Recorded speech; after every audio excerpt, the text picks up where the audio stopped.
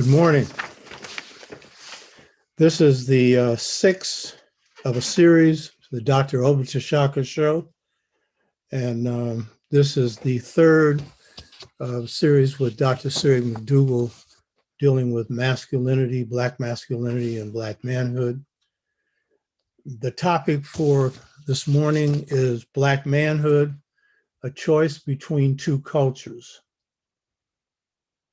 Last week, we covered the anti-Trump Black vote and expression of Black love. And there we showed how the Black vote corresponds to Black family relationships, particularly the relationship of Black males and females, and specifically how Black marriage rates, percentage of Black men married to Black women, correspond to Black voting patterns, showing that it is the strongest unified force in this country, showing that Black love is also political. So this morning, we're going to focus on another dimension of Dr. McDougal's studies on Black masculinity, and it focuses on the Black family. And as I pointed out before, Dr. McDougal holds a PhD from Temple University and has taught at San Francisco State for over 14 years and is now at Cal State, Los Angeles, and is a tenured full professor. And all I can say is that this work, I've been reading it, it's an outstanding work. And Dr. McDougal will explain how you can purchase this work later on. So what I want to do first is provide a historical background for and context for the questions that Dr. McDougal will address and answer.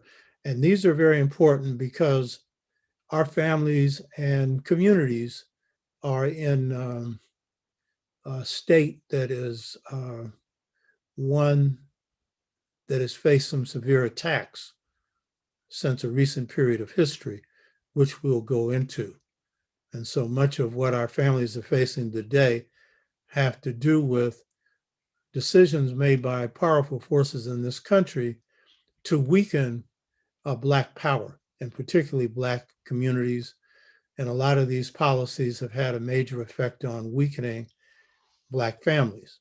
So this discussion has particular importance for today. We'll be using the past to help us to explain how we can strengthen our families and communities today.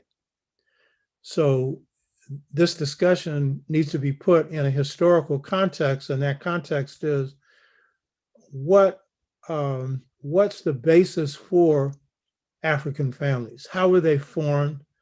And what were some of the key features of African families? And Dr. McDougal will be dealing with how this has worked in the United States.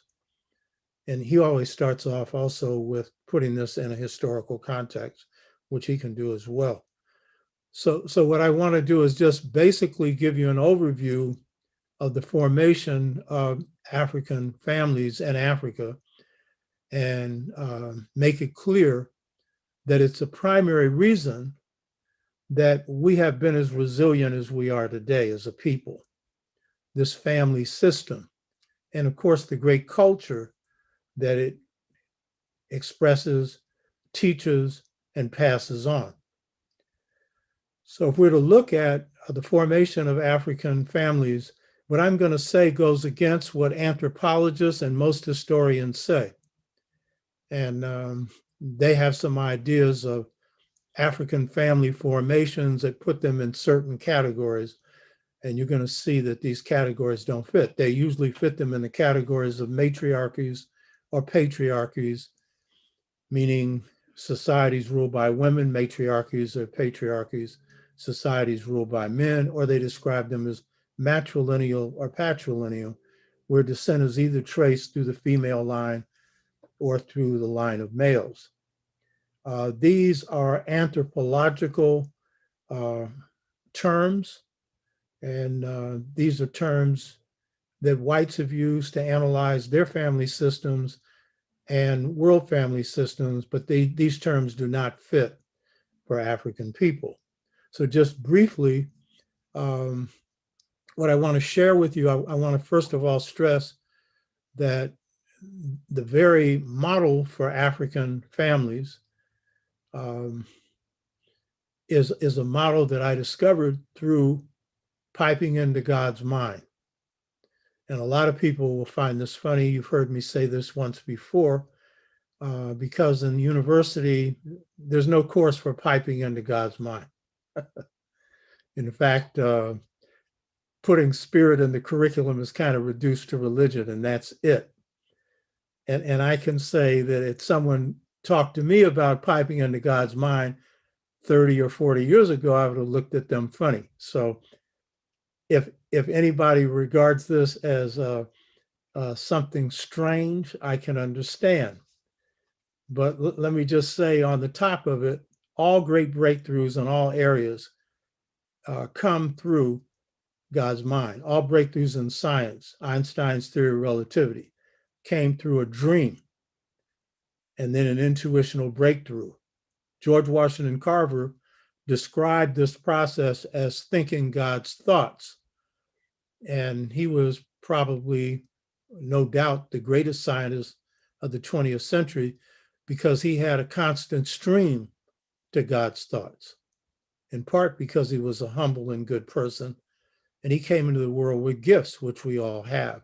And his gift had to deal with plants and with healing.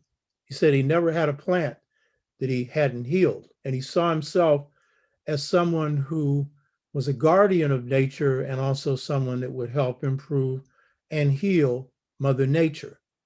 And he certainly did that. In my case,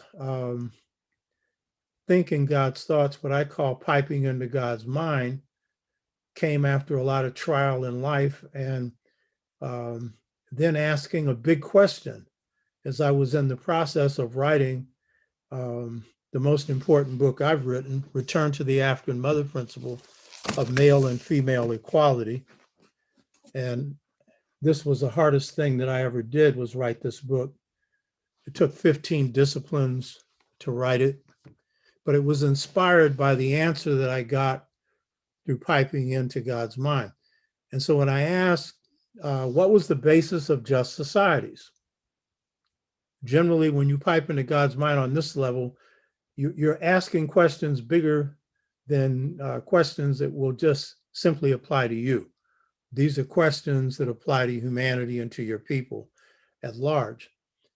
And so when I asked this question, I received, and I have to say this because I could just give this to you as a thesis, and that's a guess, or a theory, and that's a guess, and it would be mine. And I could say, I'm a genius. I came up with this on my own. But I would have never figured this out on my own in a million years because it was just too simple. And so when I asked, what is the basis of just societies? I received an experience that I can't go into now, but it was the experience of piping into God's mind, most beautiful experience of my life. And so what was said to me telepathically was, the just societies of Africa were those where all the males and females were equally empowered to govern every phase of society. All the males and females were equally empowered to govern every phase of society. I knew instantly that the ancestors had revealed to me the way in which Chwa systems worked, something that I think most anthropologists and historians had missed before. And I immediately asked myself, well, because I was dealing with Dogon systems, why am I getting piped into the Chwa? And I didn't get that answer until after I wrote the book, in part, but in part I did when I received it. So the Chwa are the mothers and fathers of humanity. Europeans call them pygmies, with a term that they do not like. They call themselves Chwa, Ba Chwa. Um, there are many names for their ethnic groups. And what basically people who have studied DNA and general history have come to conclude is the Chwa came into being approximately 144,000 years ago, give or take 10,000 years, because they used the mitochondrial DNA of the mother, which will last forever. And it's the best evidence for dating in history. And so we know they're the longest living people, the first people. They give birth to humanity. They're the first human beings, and they give birth to the most just societies on the planet. These are hunter-gatherer societies. Historians are now agreeing that the hunter-gatherer state was the state where human beings lived in closest harmony to nature. It is also the state where you had no oppression of men over women. Neither men nor women oppressing children, and no oppression by the young of the old, and no enslavement. This was the freest state that human beings existed in. And while these human beings came into being 144,000 years ago, they lived in the hunter-gatherer state for 100,000 years. Now, the key point is this: African family formation begins with them. It is the foundation for African societies.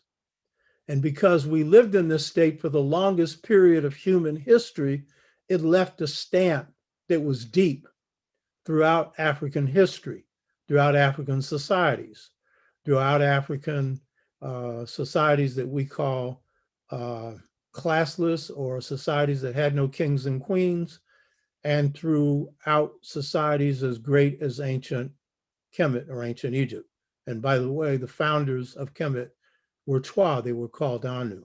So this is the very basis of it, and then I'll get into the questions. Chwa societies are based on balance, and they're based on a balance between male and female. And so the equal empowerment, where all the males and females were equally empowered to govern every phase of society, was based on the fact that women played an essential role in livelihood. They were the gatherers. Men played an essential role in livelihood. They were the hunters. And in these hunter-gatherer societies, each contributed to the livelihood of the family and the hunting band, which was an extended family operation. And we'll be getting into extended family communities later on. These hunting bands made decisions based on males and females being equally empowered to make decisions in society. This sets the stamp for African democracy. In Europe, what they call democracy are really republics, where you elect representatives and then they do what they want to afterwards, usually. In this country, do what the corporations tell them to do, by and large. But in African societies, democracy was based on consensus, meaning all the males and females had to agree to decisions. So not only do family systems arise in which there's balance at the economic level between man and woman, and you can't survive without the input of each, at the level of decision making, starting in hunter-gatherer societies, later when we move to agricultural systems, into tribes or ethnic groups, and then into nations, you have consensus decision making occurring there. So again, males and females have to have a say-so in this. So it's this interplay between male and female and masculine and feminine that provides balance. And this balance enables men and women to live in harmony with nature. It's just a part of it, because the Twa give birth to the idea of God, one God, or what we call monotheism. So this male-female interplay between male and female, the male not dominating the female not dominating the male, the masculine and the feminine interchanging with each other, is really the secret basis for African family systems. And so therefore, in my research, I found that the terms matrilineal, descent through the line of the mother, meaning you descended through her line. Oftentimes then your last name would come through your mother's last name, and inheritance would flow that way.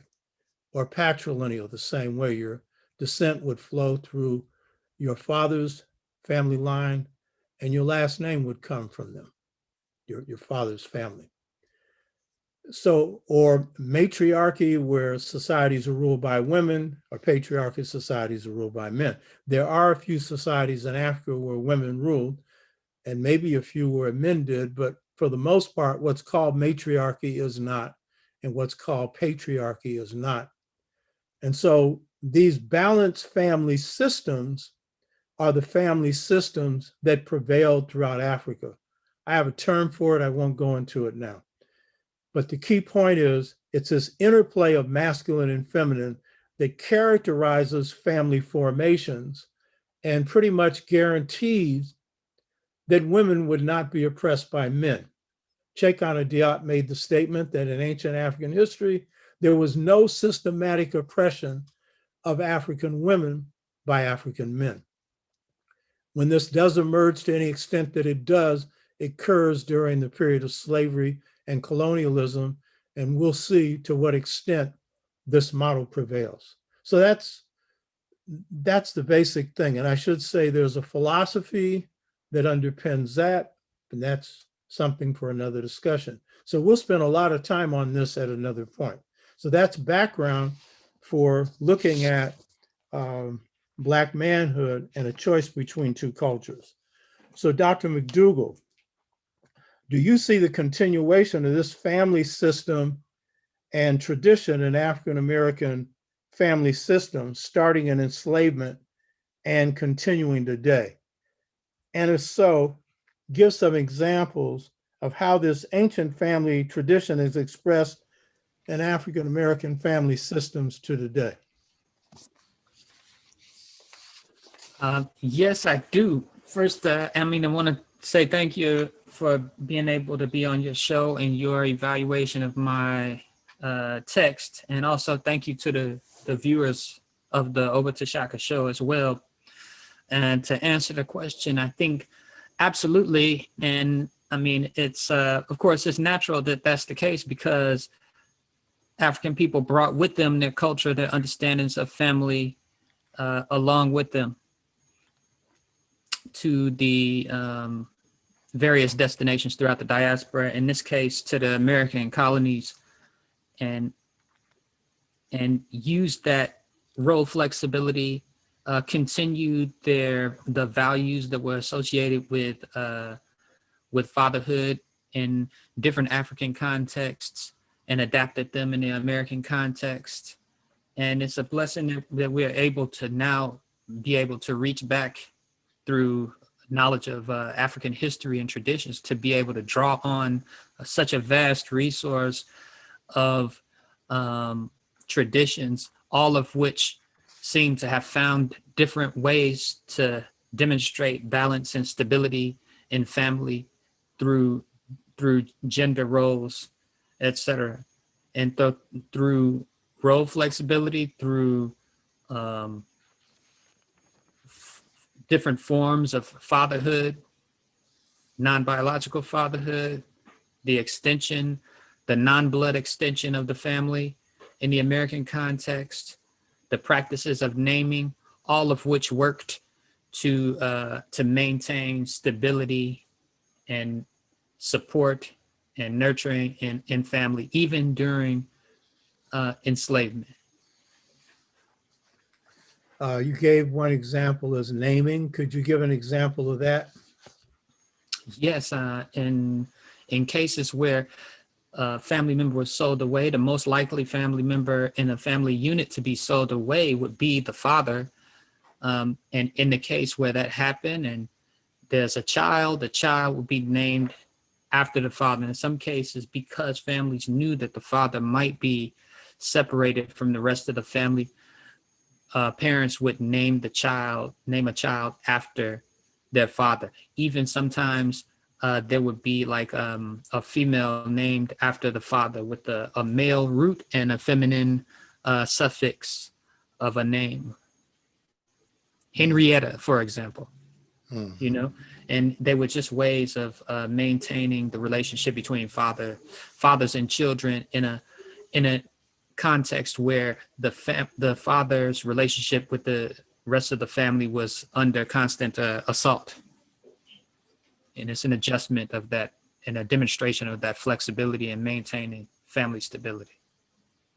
Yeah, you know, what's interesting about that is, so in the enslavement process, fathers were more likely to be sold than mothers. And it was very unusual for a girl to be named after a mother or grandfather. They were often named after a father with, as you say, the feminine added to it. Uh, Henrietta or any number of others, feminizing a masculine name.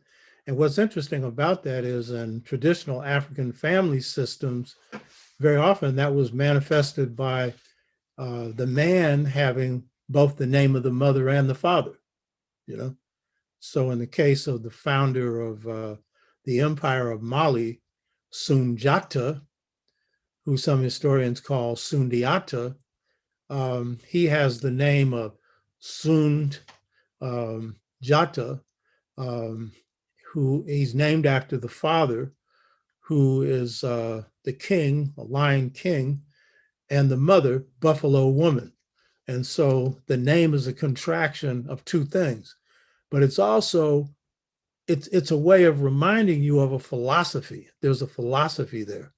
Now I noticed how you, in giving this answer, you gave examples of how this played off into various flexible ways that we could respond to different family situations or perform roles in the family. Could you go into that a little bit more?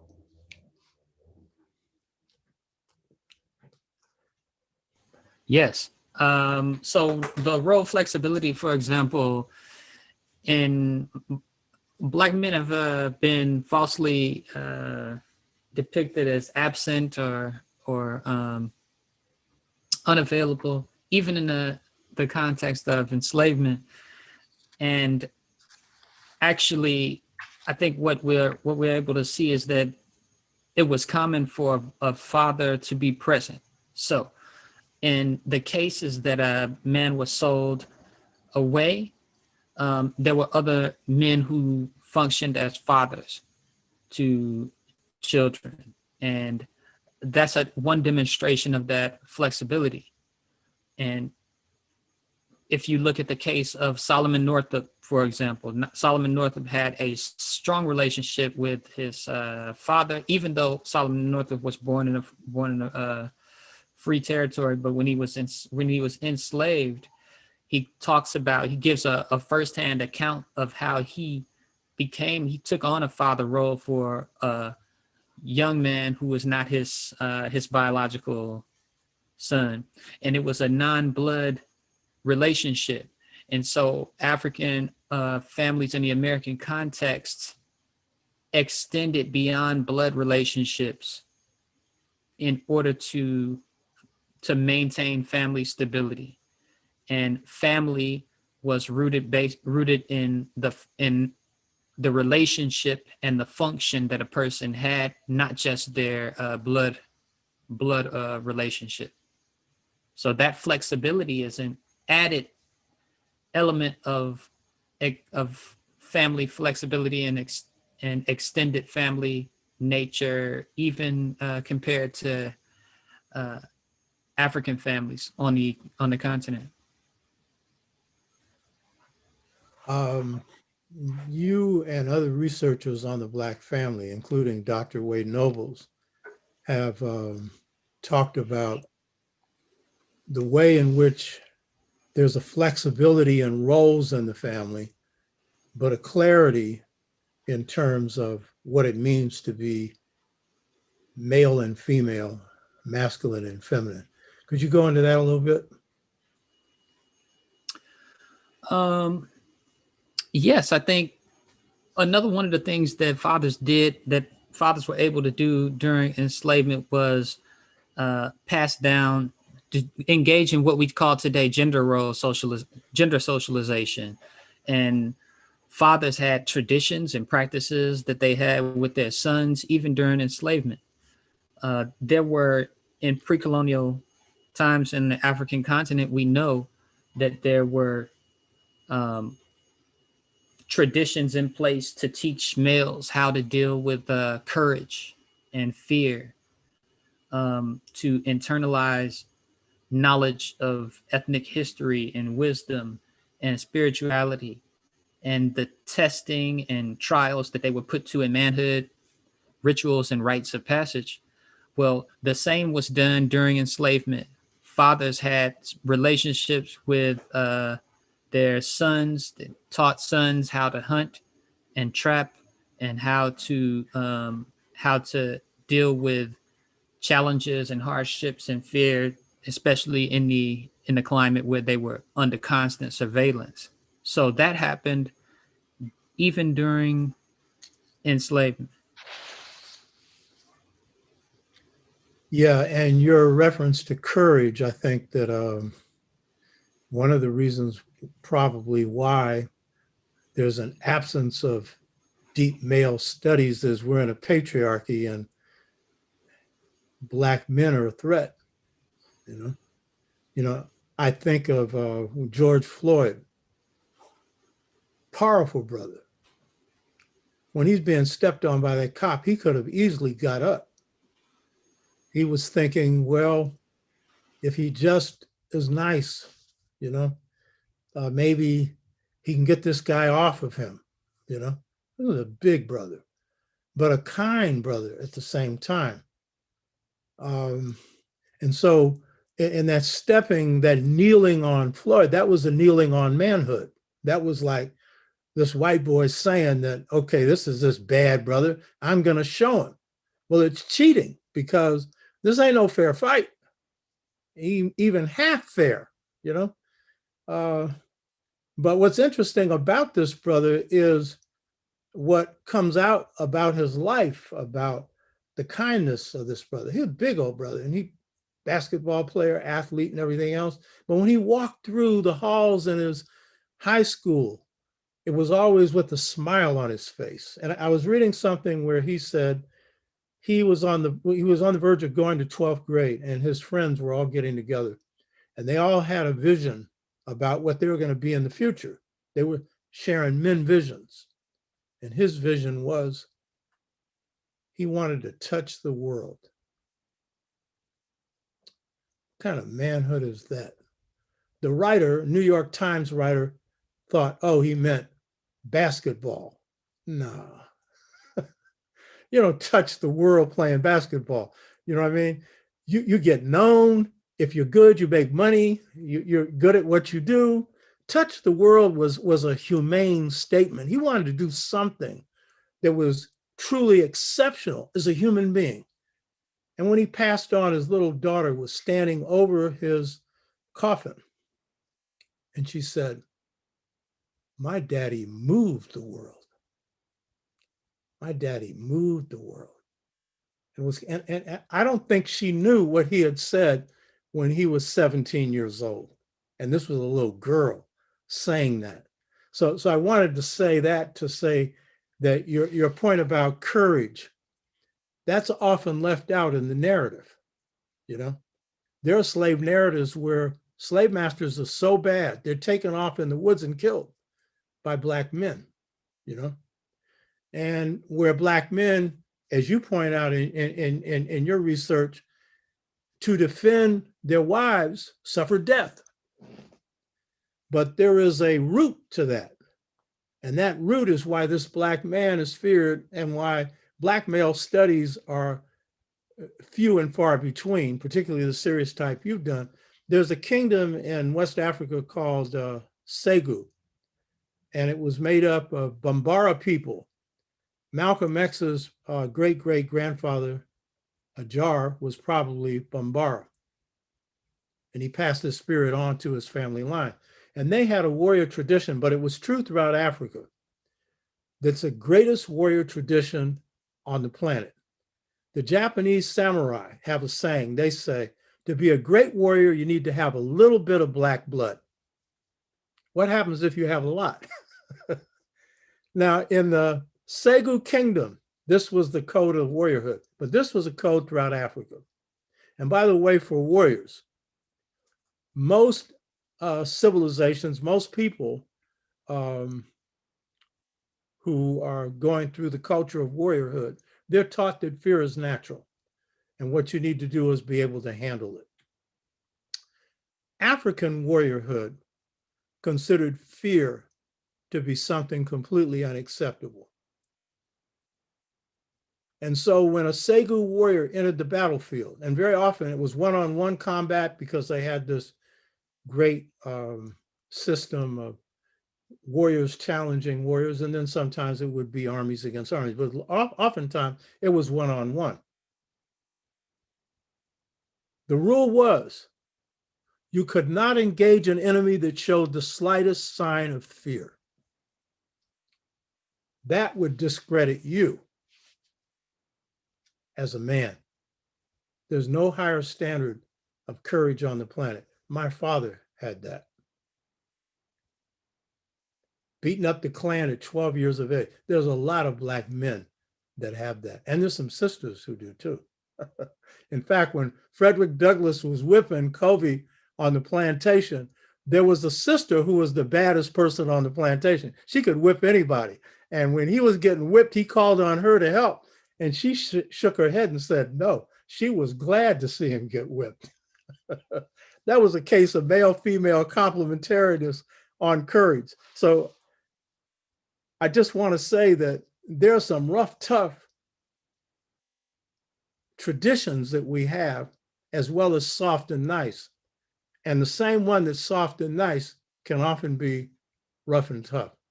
And so that interchange, I think, is important.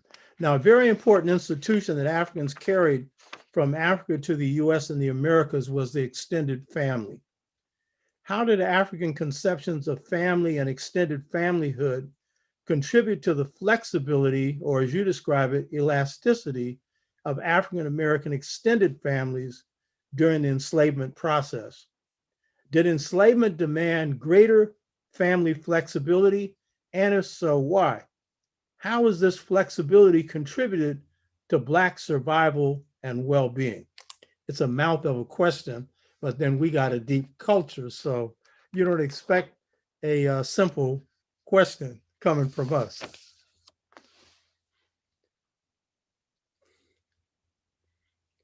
It's a good question. I appreciate it. I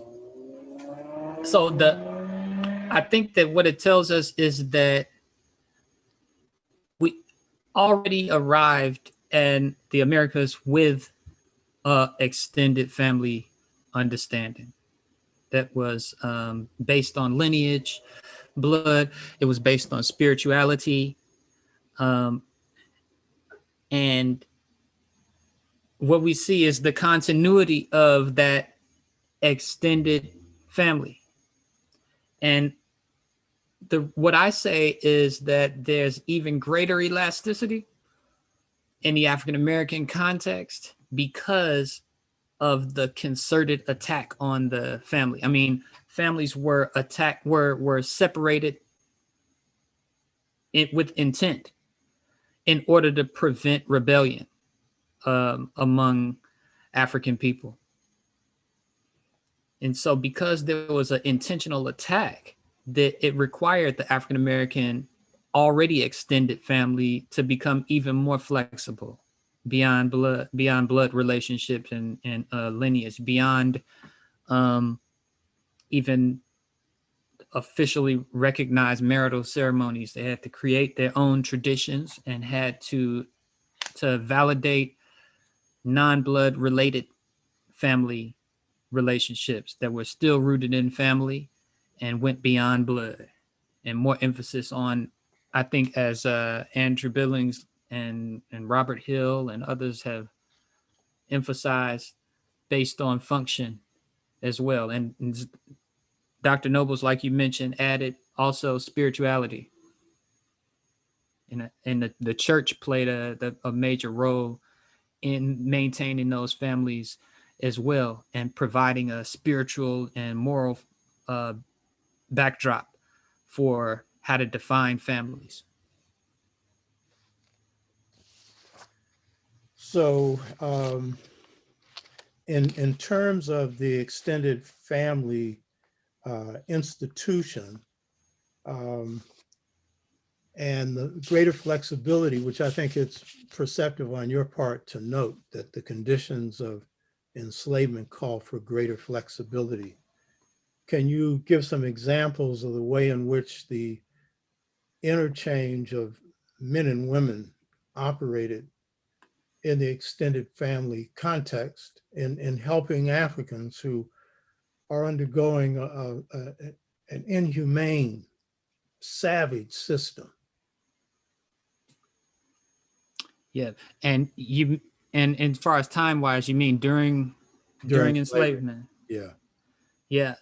Well, I mean, um, fathers did a lot of what they could to, in some cases, to purchase the freedom, to earn enough money to be able to purchase, to manumit um, their family members, and to regain relationships. Some cases snuck from one plantation to another when they had been separated, to be able to visit their families and mothers. Um, their relationships with mothers continued even when they were separated, in some cases. In other cases, when you would have non-biological fathers step in and fulfill roles as fathers, also um, husband. So there was that kind of flexibility. But I mean, there was also basic gender differences and flexibility, where you would have men who would do things like contribute to the household by hunting and um, trapping and contributing to the diet in that way, whereas mothers on the plantations would create gardens in order to complement the diets that they had, to make sure that they had a balanced diet, even though they were given in many cases scraps and leftovers. But they added to those diets by creating by women growing crops and keeping their own garden, and men adding meats and fish to those diets, and creating what we know today as African American cuisine. And that complementarity, I think, played out in that way, just in terms of just cuisine. But the same is true when it comes to mentorship and apprenticeship between Black sons and fathers as well. Um, I've noticed in your writings that you've observed, and other historians and writers have observed, that the particular conditions of enslavement here of both African men and women, the conditions that they faced, um, had an effect on the relationship between men and women. The way in which labor was exploited, both male and female, how did that tend to reinforce certain family patterns coming out of Africa and maybe even extend them?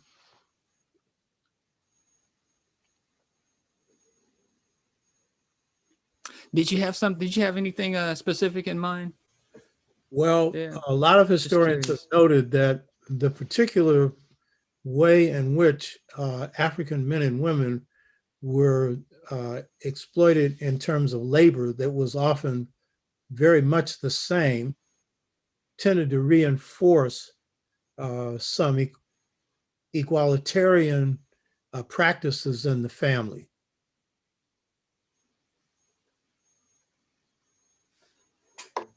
Yes. Okay. So I think, for example, um, the males a lot of times had work opportunities that involved them doing working as blacksmiths or um, engaging in skilled trades that would sometimes take them off of plantations where they could earn money and learn skills that they often pass down to their sons. And in other cases, um, black women had developed crafts and sewing and um, and working in the house as well, and were able to perform services, skill based services as well, that kind of built up their skill base that they were able to pass down in terms of labor. But a lot of the labor that they engaged in the American context was different than what they were used to in the American context. Some of the labor that men were expected to do in the American context was work that women had typically done in in say West Africa, for example. But I think that what in again in that African American context, what was required was flexibility again. So a lot of these roles were not as fixed because the emphasis was on family stability and um, and well-being, not a rigid roles. So I think that lack of rigidity coming from the African context allowed the principle of flexibility to continue, even despite the labor differences that they were demanded. And it probably continues on as an empowering principle, not that enslavement was, but this idea of role flexibility in families after slavery. I mean, women playing a very important role in men as well in families. One of the questions I had is how is the extended family system um, forged um, out of African extended family systems forged in the US and in the Western Hemisphere? How is that different from uh, white family systems? And how has that impacted this to the day? I think that the extended family. So a listener might say, okay, well, everyone has an uncle, everyone has an aunt, everyone has these extended family members. But I think that what a key factor that distinguishes African American extended family, why this concept is even used, is because of the nature of the relationships, you know, between people who are extended family members and children and their relatives, the frequency of contact, the level of support given, the nurturing given, the material support provided. So, for example, while you may have you look at African American families and white American families, there's more frequent there's more frequent contact between grandmothers and aunts and children in black households. Black households are more likely to extend uh, not just admiration, but authority to elder figures as well, and have multiple generations living under one roof. The fact that the first Black president, Barack Obama, had a household that consisted of the grandmother in the White House, along with the children, and um, Michelle and Barack, was a demonstration of this extended family notion among Black people in the American context.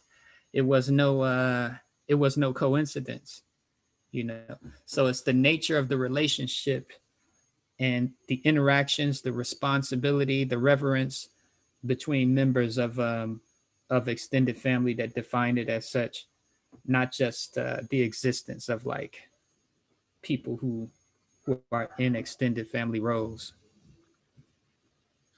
Yeah, like the family in the African American context, it's almost impossible to operate outside of the extended family context. They interact with each other.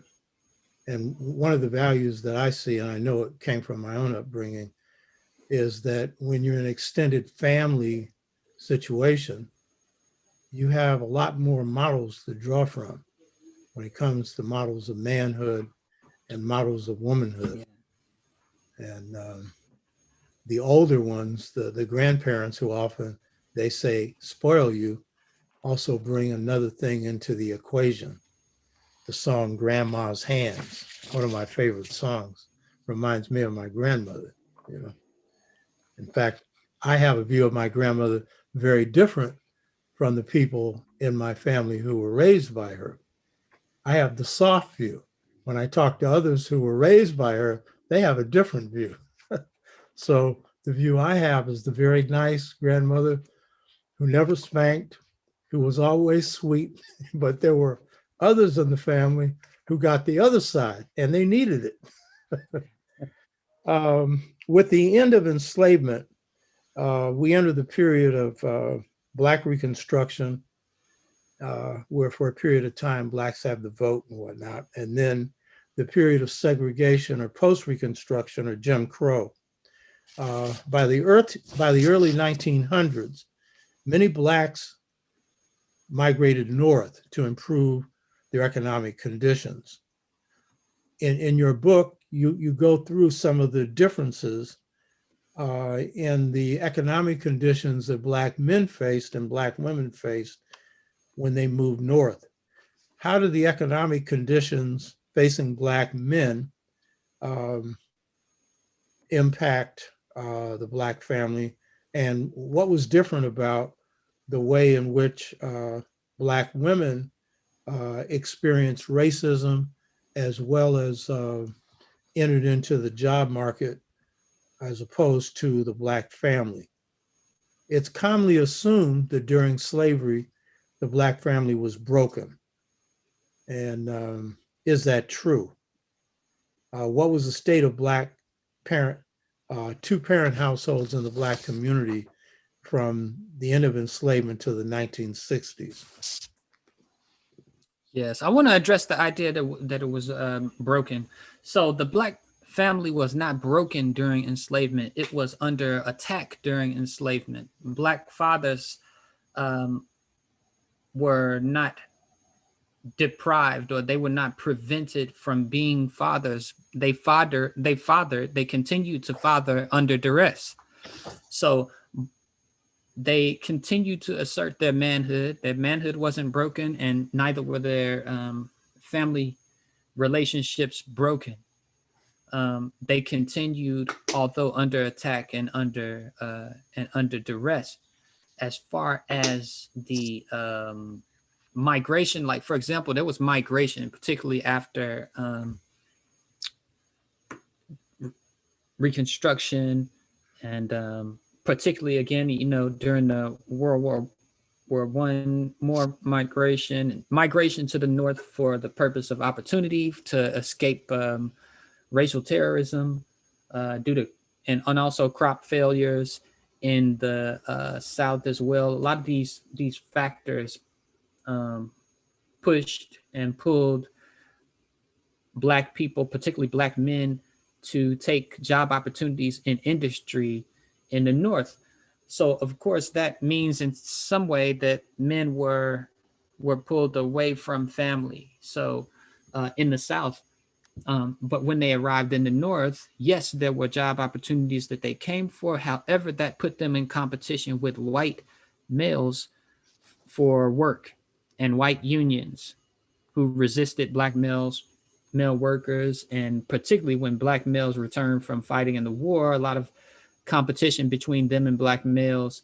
So a lot of Black males were pushed out of those industrial jobs that they had, war industry jobs as well that they had. So it meant that the Black male unemployment rate in the North was high. For um, Black women, in a lot of cases, the kind of work that was available, the domestic work that was available, was more consistent than for Black males. Black male unemployment rate was higher, actually. Um, in the we're talking the 30s, 40s, and 50s, etc. Same time, during the same time, there was the kind of the man in the house um, aid to families with dependent children rule, where benefits that didn't provide benefits to women if a male resided in the home. And so, again, that's a factor, that's a public policy that ended up being pushing Black males and dividing Black families, in addition to the economic factors. The two of those played together. So they had the combined effect of, again, presenting challenges to Black family stability. But then in addition to that, you have to consider the shifts in the economy as well as mass incarceration, all factors that had an impact on um, Black family stability, even though it's important to note that in the 1910s, 20s, and 30s, the Black marriage rate was extremely high in the 80s, and 90s, and began to decline as an impact of these public policies as well as economic shifts since the 1950s, and particularly in the 70s and 80s. Yeah, that's an important point, that a higher rate of marriage among Blacks than among whites, an extremely high rate of two-parent households up until a certain period of time. And so that again speaks to the strength of Black families in spite of the harsh conditions that Black people faced. Um, Now, since the late 1960s, changes have occurred in Black communities. And these changes have produced a greater erosion in Black families between 1968 and now than between 1865 and 1968, where you maintain, in spite of all of the problems that Black people faced in families, um, two-parent households, and relatively strong extended family communities. So what accounts for the erosion of Black families between 1968 and now, which has been greater than anything that happened during enslavement? And too many people try and attribute everything that's wrong in the Black community to enslavement. But we came out of enslavement with families, with extended family communities, and with a strong culture. And this was true throughout the Western Hemisphere. Our people, in fact, Zora Neale Hurston had an observation. This is not to say we want to go back to slavery, but she said the closer we were to slavery, the more African we were. Not to say that we lost our Africanity afterwards, but she's speaking to the fact that African culture was particularly strong during that period. So what forces have played a role in weakening Black families? The shift in the economy is major. The manufacturing industry has been declining steadily since the 1950s. And Black men were concentrated in heavily in the manufacturing industry in the 50s, 60s, 70s, as well as 80s is in male dominated, and particularly black males. So as the manufacturing industry eroded, Black males, particularly those who were had less education and worked in manufacturing, were less able to have the economics to maintain family stability. So that had a major impact on Black family relationships, Black men's ability to fulfill those kind of traditional, stereotypical, but still expected manhood roles, or their decisions to even enter into marriage at all. And also the growth of drugs and availability of weapons, those kind of things speak to the mass incarceration that grew from the 80s, in the 80s and the 90s, and the policies that were created to criminalize nonviolent crimes and to warehouse Black men in prisons, which had a major effect on splitting up families. And so the focus of law enforcement on demand side drug abuse and drug distribution, as opposed to supply side as well, aided in the warehousing of Black males in prisons.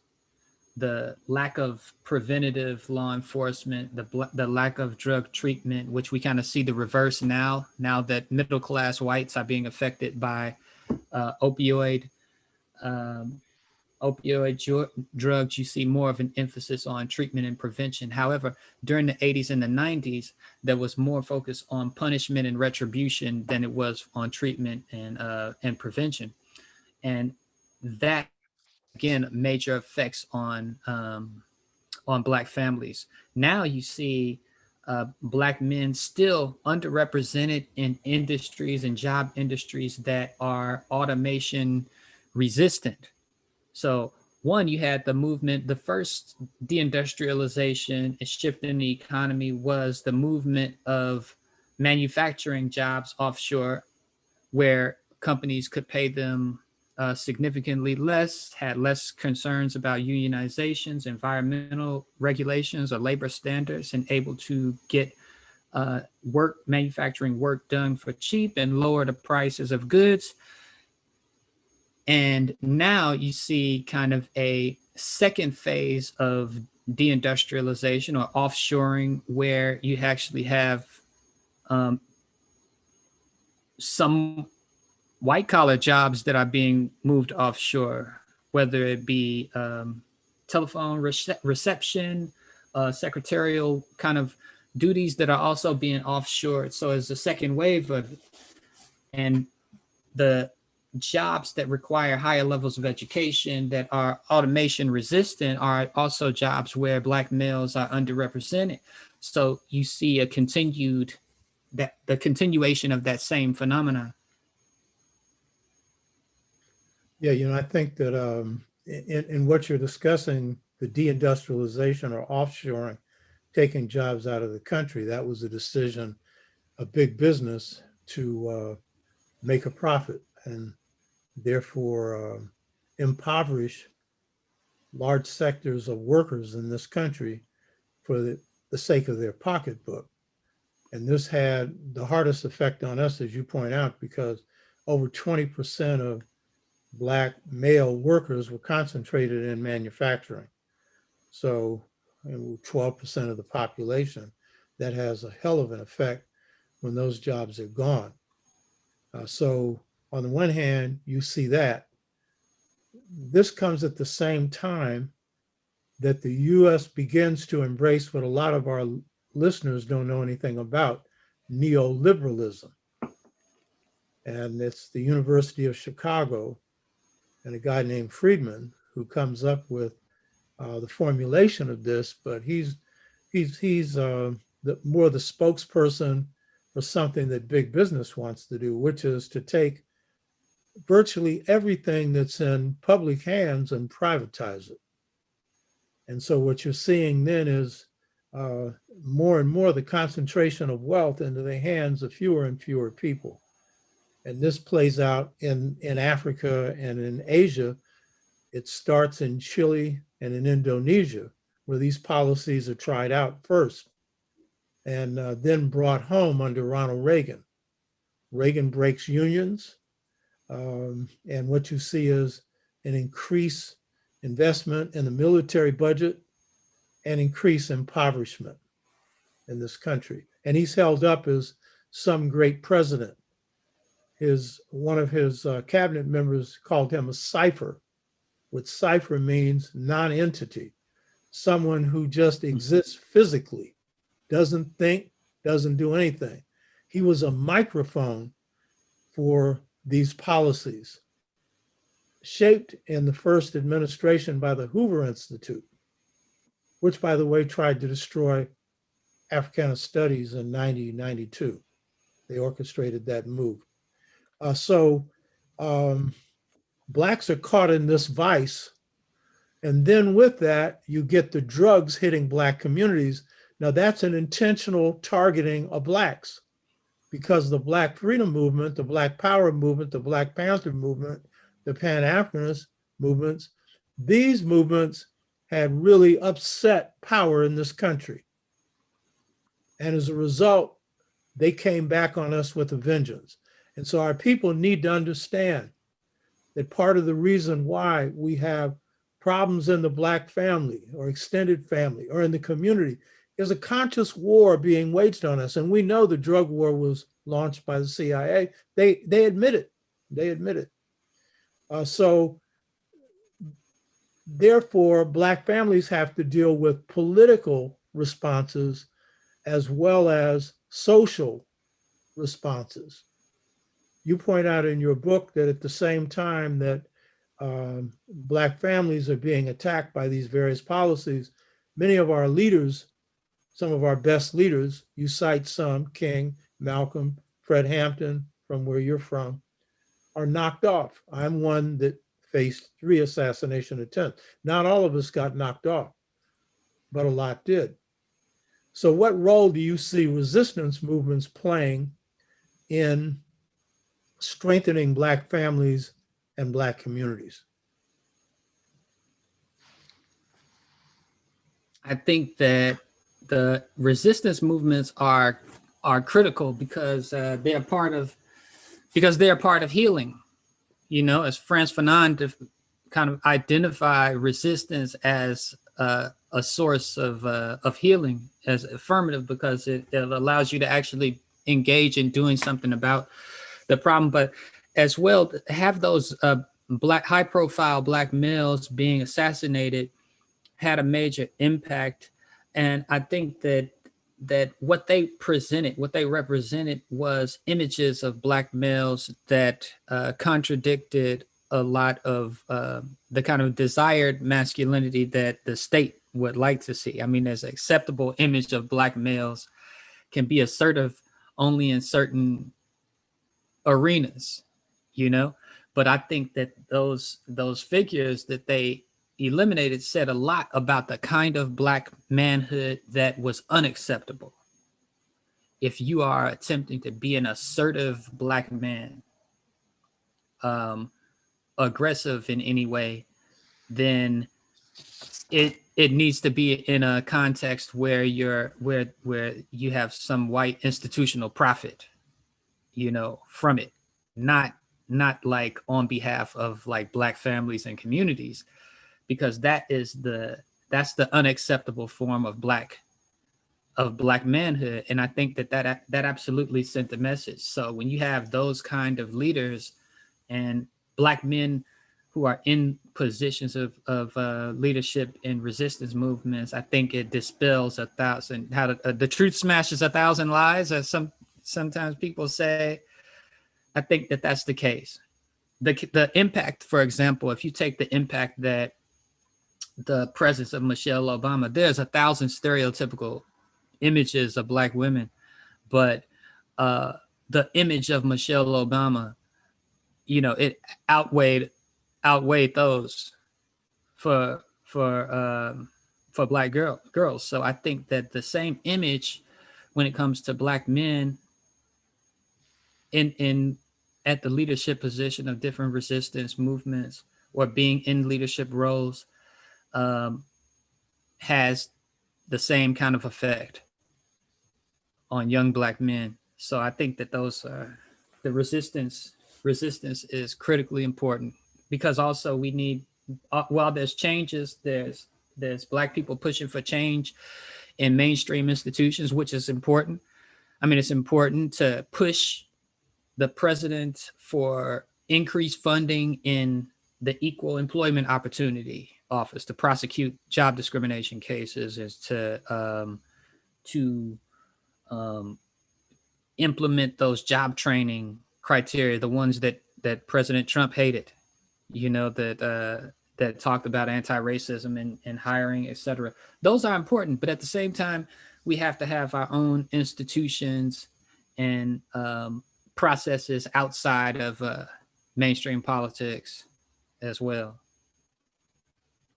That's very observant on your part, that having resistance movements is a part of the healing process. That's a very important point, because resistance movements are classrooms, and there are great lessons that are learned when you go up against your enemy, the system that oppresses you.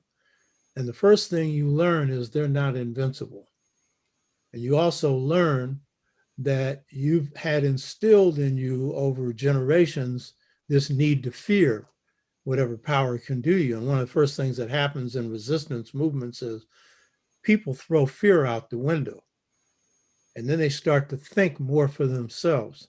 Now, just to parallel your point about how the system would prefer to have compliant leaders, in fact, at the high point of the Black resistance movement, Black freedom, Black power movements, McGeorge Bundy, who had been National Security Council advisor to Kennedy, President Kennedy, had become head of the Ford Foundation. This was after Kennedy's assassination. And he addressed the National Urban League mid 60s. And this is in a book called Black Awakening in Capitalist America. The author is Robert Allen. I quote books every now and then. I know that people will sometimes take shows like this as a substitute for reading. You should look what's behind Dr. McDougal. Those are books. You see what's behind me. It's very hard. It's very hard to operate without some knowledge, and that is books provide a basis for knowledge. But what happened is when McGeorge Bundy addressed the National Urban League, what he said was, we need to negotiate a new way towards leadership in the Black community. And so the Ford Foundation proceeded to finance the development of a new type of Black leadership. And in part, it took advantage of something we wanted, which was Black mayors. But they wanted a particular type of Black mayor. And so the first experiment of this was with Carl Stokes, who ran for mayor in Cleveland and was elected. And unfortunately, for too many mayors elected after that, these were people that did not have a history of Black resistance. A Bobby Seale ran for office, nearly was elected, but wasn't. And Lionel Wilson, who had been a judge, a Black judge, became mayor for quite a long time and produced very little for Black people. So there was this move to try and replace leadership after having killed off a sector of leadership, not all of it, and therefore leading Blacks to feel also a fear of pursuing a course of leadership that resisted the system. So that's part of what we've inherited. But now we see a resurgence of movement leadership coming from the streets. But also you've seen some Black mayors who address the needs of Black people. Harold Washington in Chicago. That was a movement that put him in office. And he was trying to do things to improve the lives of Black people. So it doesn't mean that you can't have Blacks who occupy those positions and doing something positive. Chokwe Lumumba's son, who is now mayor in Jackson, Mississippi, represents that. Or Amiri Baraka's son in Newark, New Jersey, is another example of someone who's assuming elective office, but actually doing some positive things for Black people. So I think that your point about resistant examples of manhood and womanhood is very important. In my book, The Integration Trap, Generation Gap Caused by a Choice Between Two Cultures, again, piping into God's mind, I was told that the forces that have hit Black communities, such as the prison industrial complex, drugs, deindustrialization, the loss of good paying jobs, and others we haven't discussed, I received the insight that these forces have caused a choice between two cultures. In other words, it's put our people in a position where for the first time in our people's history, we are making choices, often unconscious, not realizing the cultural base of the choices we're making. And sometimes we are, where sometimes we're making choices we're actually stepping out of our culture, not wholly, but in part. And in other cases, conscious choices where we're trying to raise the culture up. Because anytime I talk about hip hop, I always get this response from the hip hop generation. Why are you raising that up? It tore our communities up. I'm talking about positive hip hop, Afrocentric hip hop. I'm talking about Public Enemy. I'm talking about the positive side that's often underground now. So we, according to what I received from this higher mind, not mine, is that these forces have produced a choice between two cultures, and that for us to move forward, we need to be consciously making the right cultural choices tied to politics, economics, because it's all culture. What do you think of that?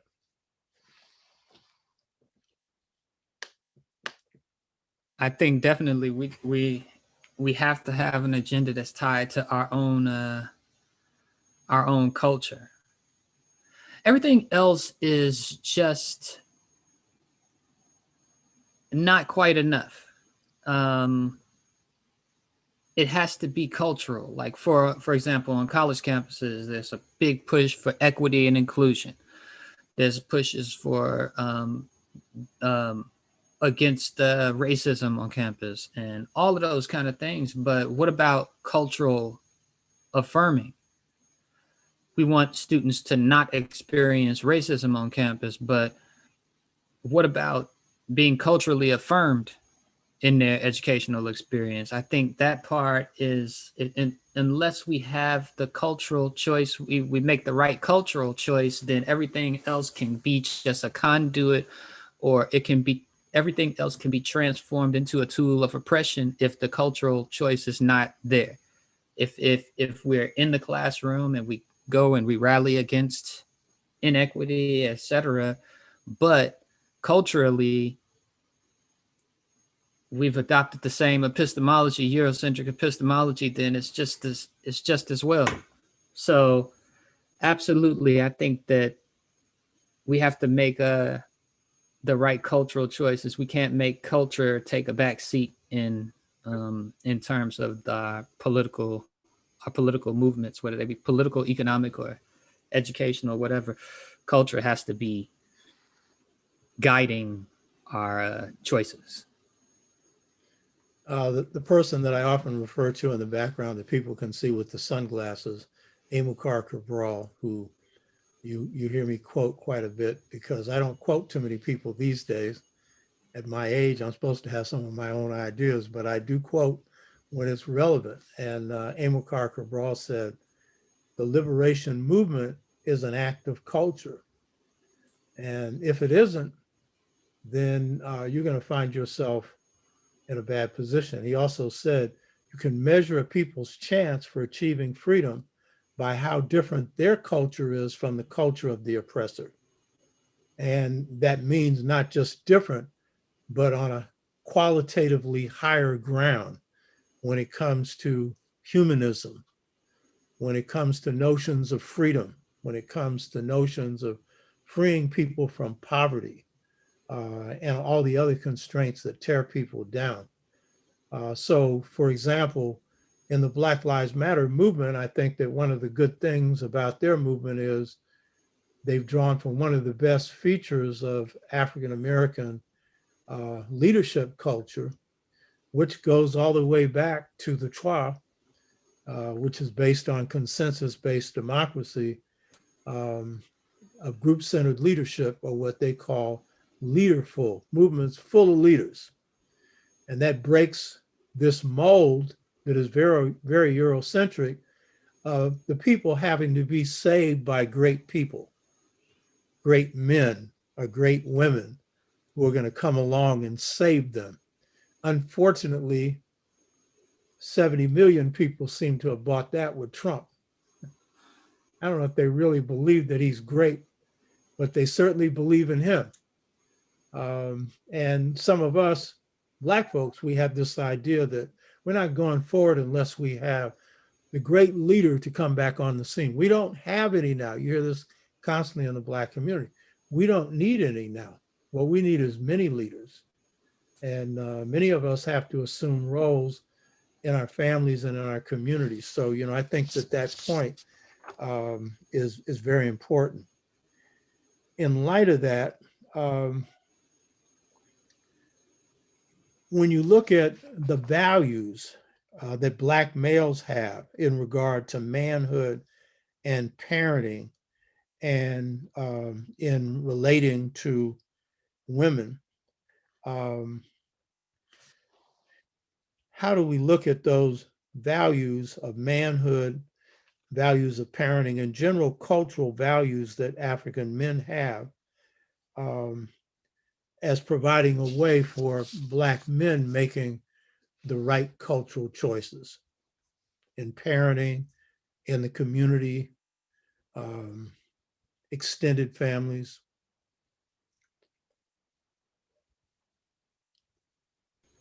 Yeah, thank you for that question. Please excuse me if you hear outside some dogs barking there, but definitely, I think that Black men offer unique parenting styles.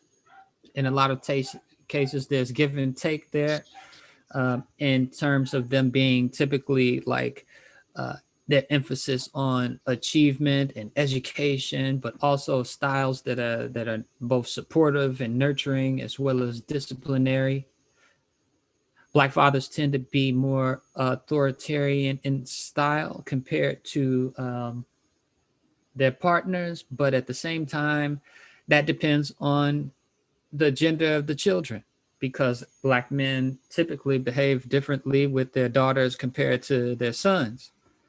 Um, they tend to be more nurturing, nurturing with their daughters and more demanding of their sons, whereas mothers tend to do the reverse, which kind of speaks to the complementarity that you mentioned.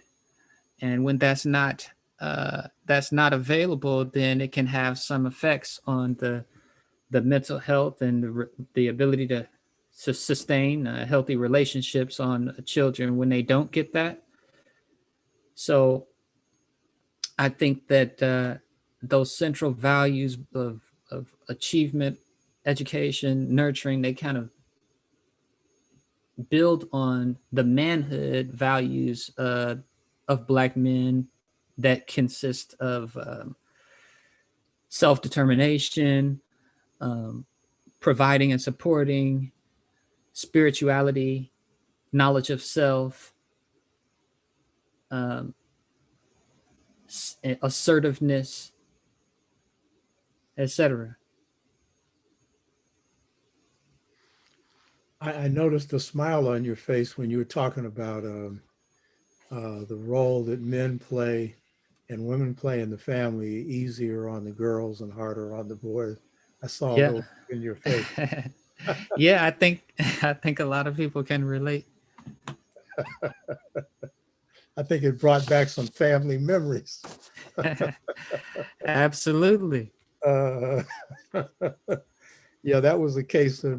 Actually, in my family, my mother was the strong disciplinarian. My father was much, never spanked us. I've made reference to this before, but would correct us verbally, but had the closer relationship as we grew older with my sister because of the way in which, the male female thing works, special Hmm. relationship there between Black males, Black fathers, and their daughters.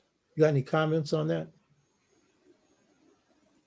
Um, yeah, I mean, the relationship between Black fathers and their daughters has is extremely important. It is associated with not only mental health, but um, their daughter's conceptualization of of an ideal mate is a lot of cases is fashioned in relation to who their fathers were or who their fathers are, and um, fathers again a lot of times they're close monitors of their daughters. Sometimes not enough when it comes to the sons, but they tend to be closer monitors of their daughters and their daughters dating and things like that. And when that father relationship is not uh, is not there, then it can have an effect on how their daughters see themselves, how they perceive themselves in terms of gender. It can have an impact, a negative impact on sexual promiscuity and the ability to sustain healthy relationships with men and as well as mental health. So I think that father daughter relationship is extremely important, extremely important. Yeah, and taking it to the other side, and now with the predominance of single parent households in Black communities and the rise of it across the spectrum, 50% of white families now are two parent households, down from 75%, which it's occurring across the board in this country. Um, but in the case of Black males, what's some of the effect you think for those who don't have fathers in the house and who in the worst case scenario um, don't have the makeup for it in extended family communities, and for those that do, but in both, um, what effects does that have on, you think, conceptions of manhood by young Black males?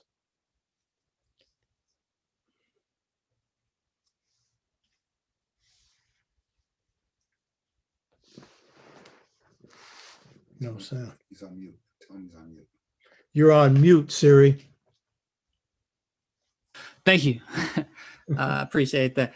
I think the ability to observe a healthy manhood model on a daily basis. I think that the modeling of husbandhood and fatherhood and um, fraternity, the the inability to observe or to have a Black male to shape a male reference group for a young man to bring them around other men who they think are appropriate for their son to be around, to have a male to introduce them to a reference group of other men, I think can have a impact on a black male, a young black male trying to discover those things on his own and not making the best choices in terms of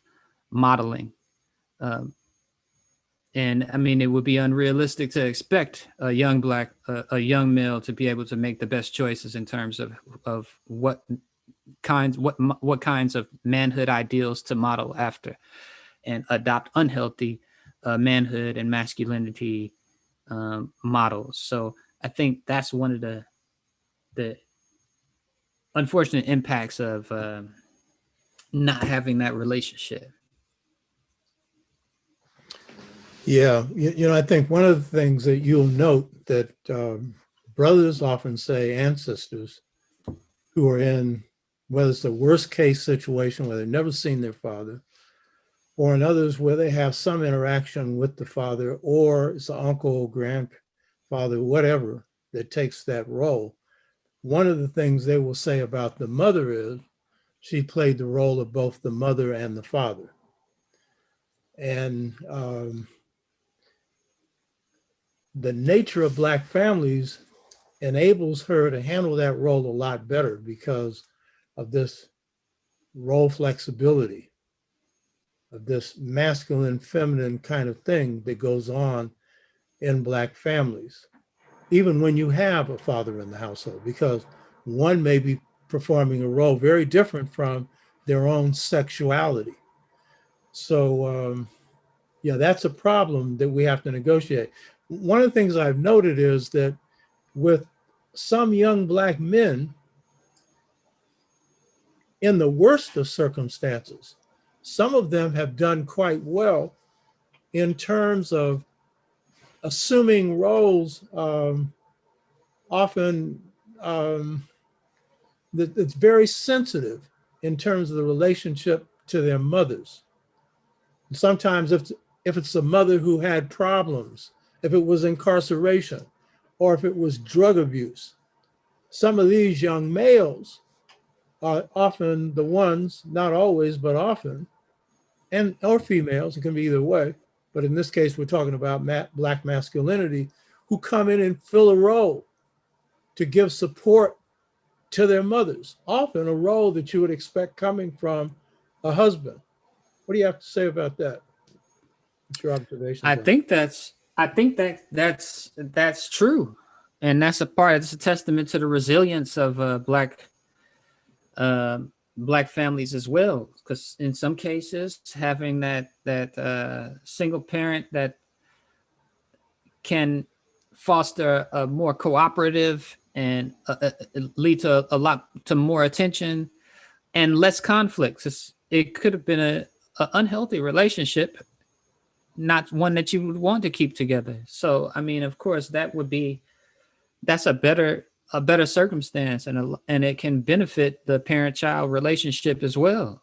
Like you said, that's important. And then when it comes to like those roles, sometimes that it can it can maintain a family to have a young man, for example, take on a role of being like a parent to a younger siblings and to help the parent out.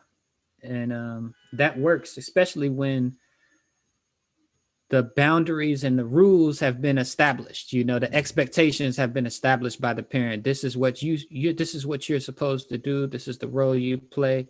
This is how you all are supposed to act, etc. The problem, though, that comes about sometimes is when those boundaries are not clearly established, and you have you have younger folks who are making it up as they go along and kind of treated almost like peers. And in that case, it can be hard to reestablish authority for a parent, um, and it can cause some conflict as well. So it can go very very well. And then in some cases, it can lead to some challenges. Yeah, yeah, good point.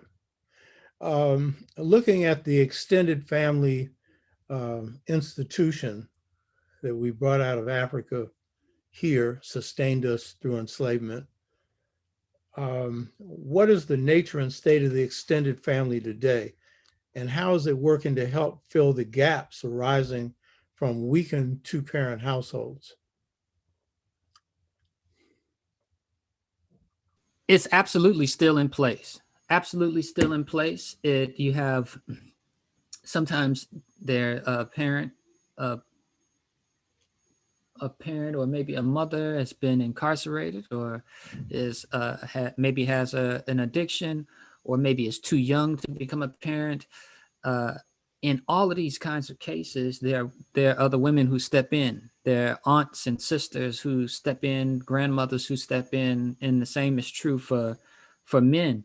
There are uncles, there are what are known as social fathers or non-biological fathers,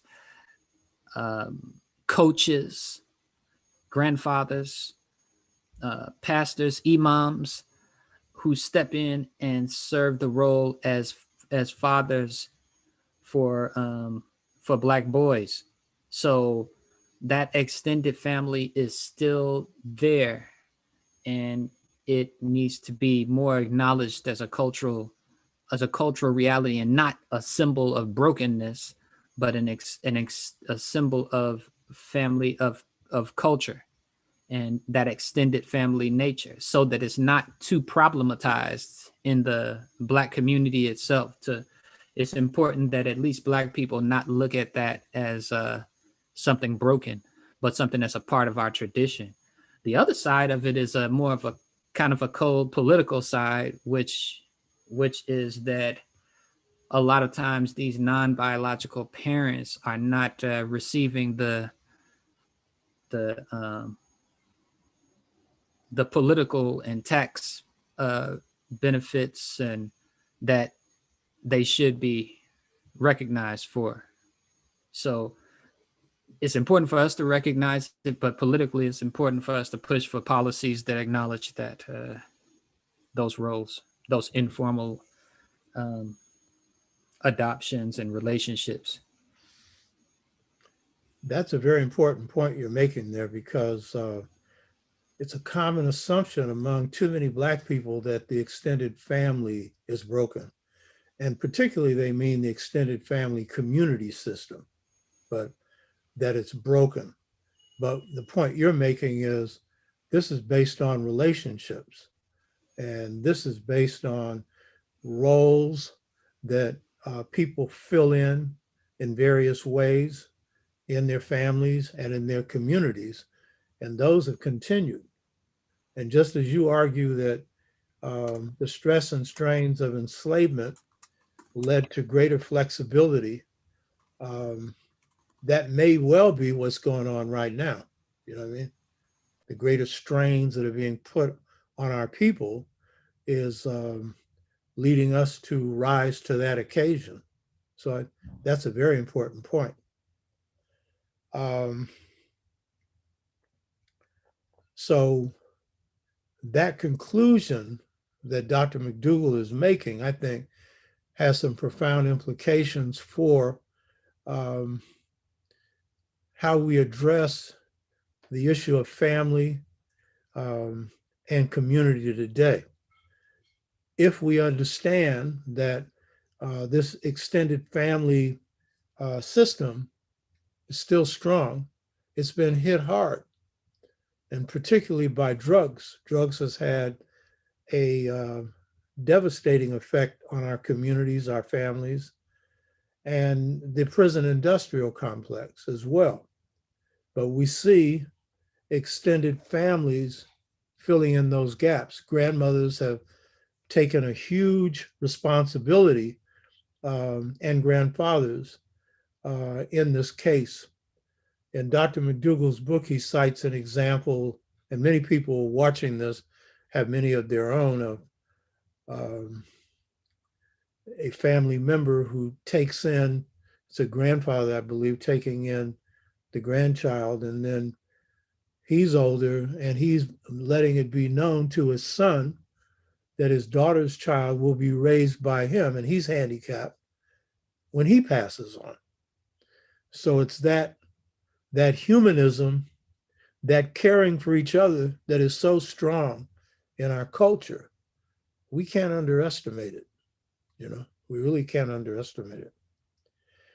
What are some policy changes you recommend as part of a Black agenda that needs to be presented to the Biden administration, and particularly those that affect Black males?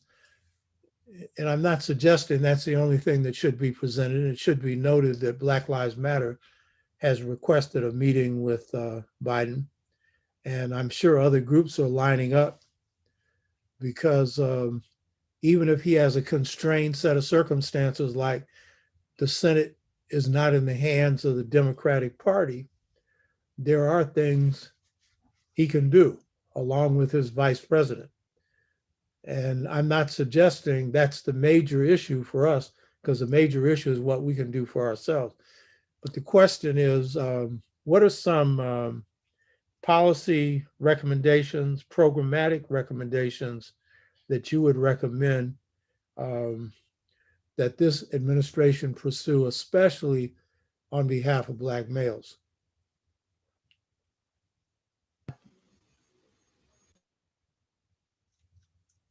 Sorry, I'm sorry. I think that definitely Black males would benefit from a reallocation of law enforcement funding toward education, toward job training, job preparation, and reentry, prevention, treatment when it comes to nonviolent drug abuse as well.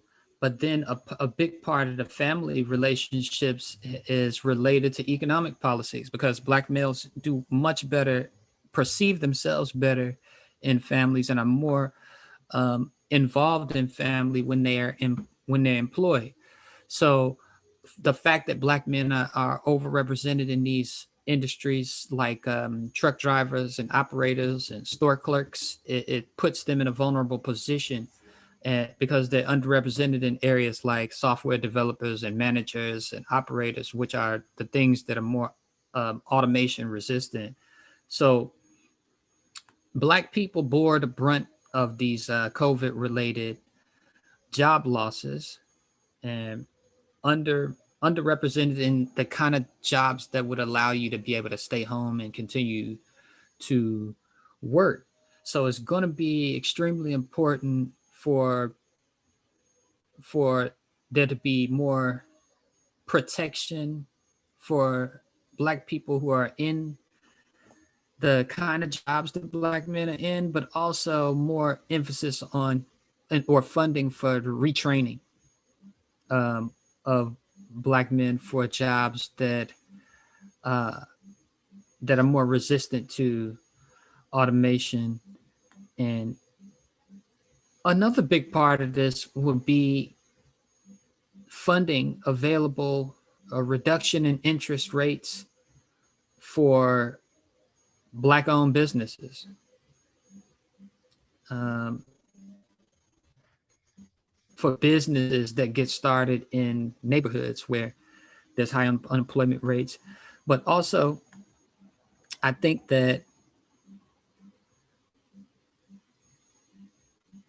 entrepreneurship programs for young men, for Black men, I think is another important. There were some programs that that Obama's Institute, My Brother's Keeper, was implementing in terms of Black males that I don't think I've heard enough articulation from the Biden administration about continuing or putting money into or funding into, because they were providing a lot of these kinds of leadership development and entrepreneurship and mindset and opportunities for Black males to be in STEM related fields. Even though I think Biden does talk about investing in Morehouse, which is also good, but you have Howard University and other places that have a reputation for HBCUs that have a reputation for being able to successfully educate Black males in in STEM. But when there's going to be these jobs, when presidents talk about these kind of jobs that are going to be infrastructure-based projects, and the reason I say this is because Biden has spoken so much about these infrastructure-based projects where men would be rebuilding hospitals, critical infrastructure, bridges, roads, schools, etc. Is who will get these kind of jobs? I mean, we're answering asking and answering a lot of the same questions, because this was the case when it was Roosevelt and the New Deal, and we needed Mary McLeod Bethune and A. Philip Randolph in there to say, wait a minute, you have these projects and we're supposed to benefit, but how do we know we'll benefit from these initiatives? The same thing is true in this case, because Black males face a great deal of job discrimination and employer bias.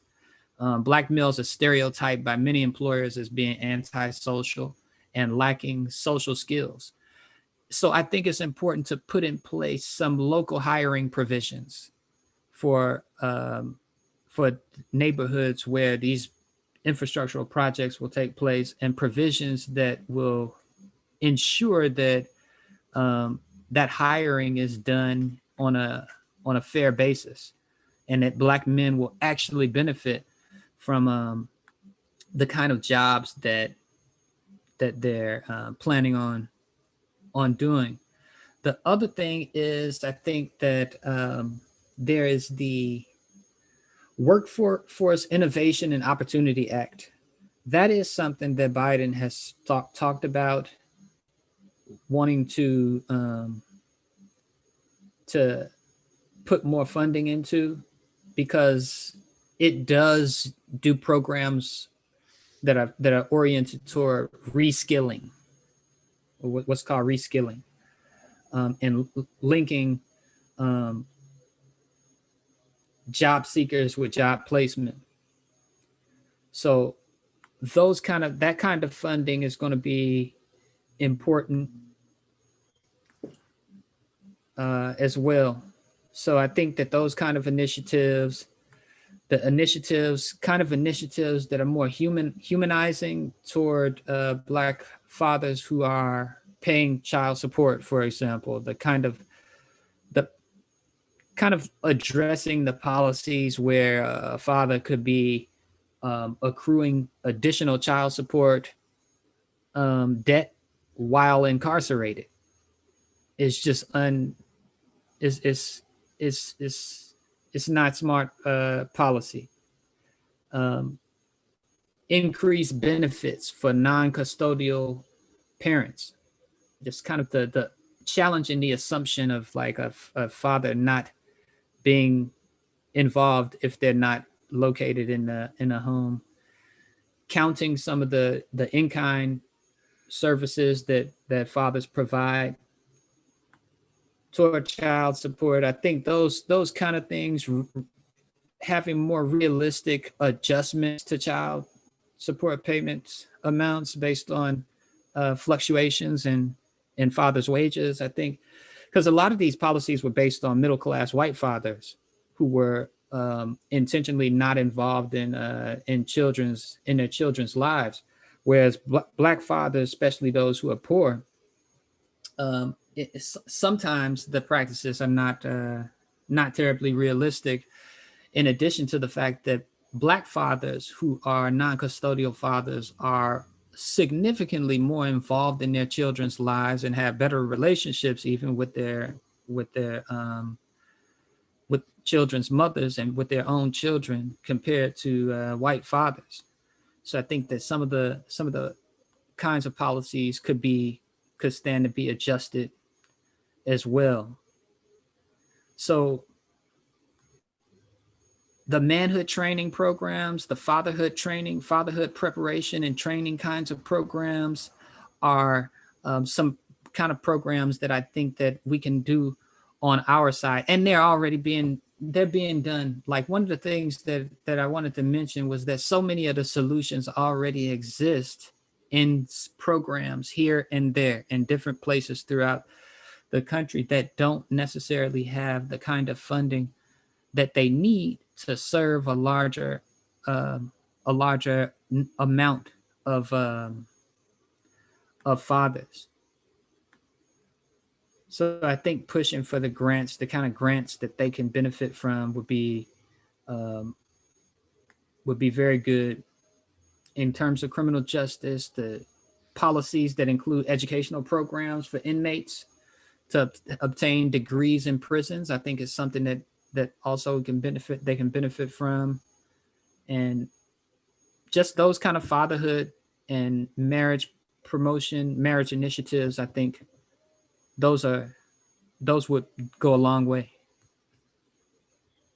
Yeah, that covers quite a bit of ground. And I think part of what needs to happen is that a number of Black organizations need to be coming together to put forward demands, Black Lives Matter being a prominent one, and Black men's organizations as well. One that I think is extremely important is poverty is really the big problem. And in this country, too many people are working on $12 an hour jobs. And now they're talking about raising that level to 15. But if you look at, number one, these 15-hour, an hour jobs, they're talking 4 and 5 and 6 years before that's even implemented.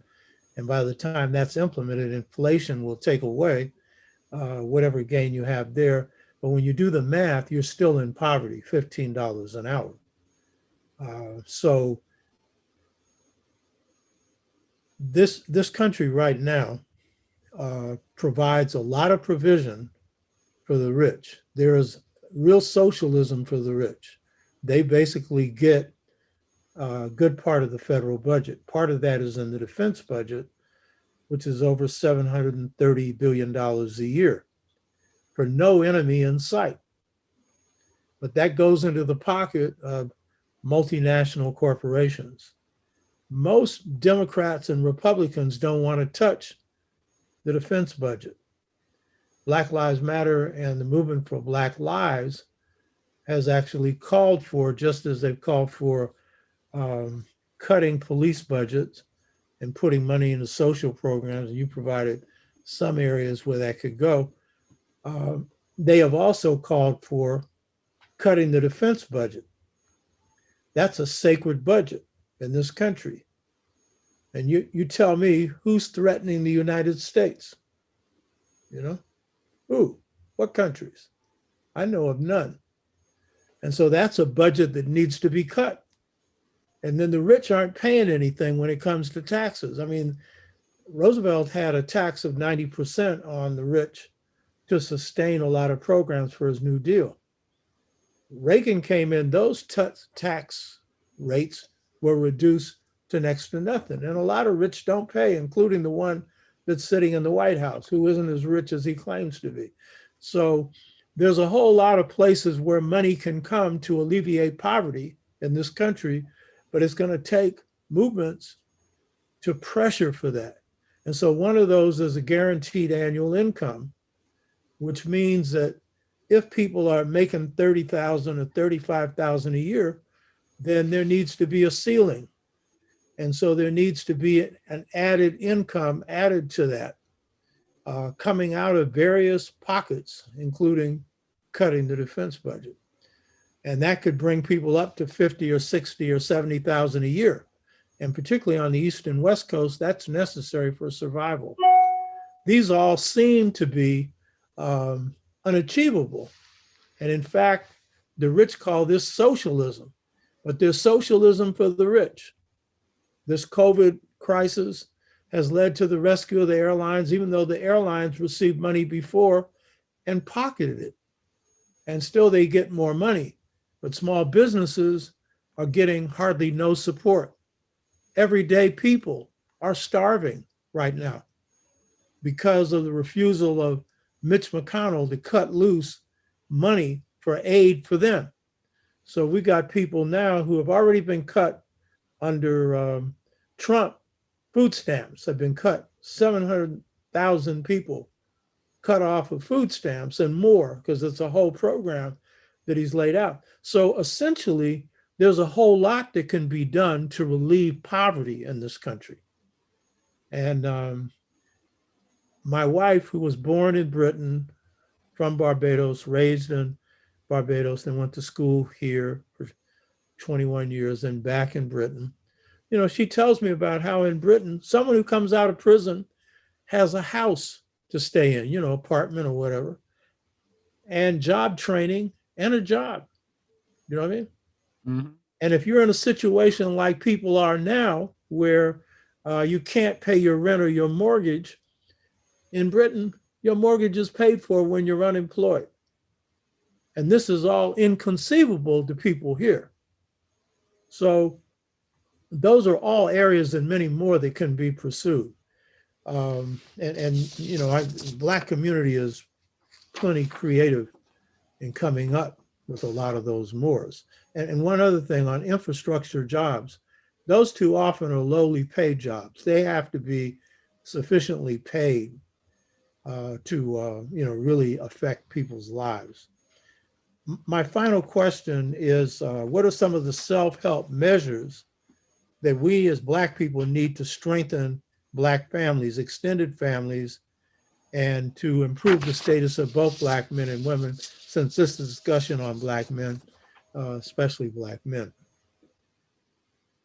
Yeah, I think it's important to to shape black boys male reference groups, to be intentional about selecting and putting together a community of males to bring young Black males around, to introduce them to the models of manhood that they can learn from, and to be more intentional about that, whether it's through fatherhood initiatives, and brotherhoods, and organizations to bring together males. And I think it has to be specific initiatives for Black males. The men of color initiatives, I don't think will cut it. Um, the mixed gender experience is important, but there has to be, I think, a focus. And I think that I have to say the Nation of Islam has done a great job at this, and addressing a lot of these issues. I mean, the Nation of Islam has held up a model of independent institution building and development of manhood. So I think that we have these models of success around us. The Nation of Islam is one, especially when it comes to dealing with prisons, but also Morehouse in their graduation rate of Black males, while at the same time you got the national rate at like 30 something percent, 4-year, 6-year graduation rate for Black males. It's hard to not look at them and say we need to replicate a lot of what's being done in these different places. And it's just, I think, focusing on Black males initiatives. I also think that we need to entertain creating more single gender education options for Black males, especially early in those early ages,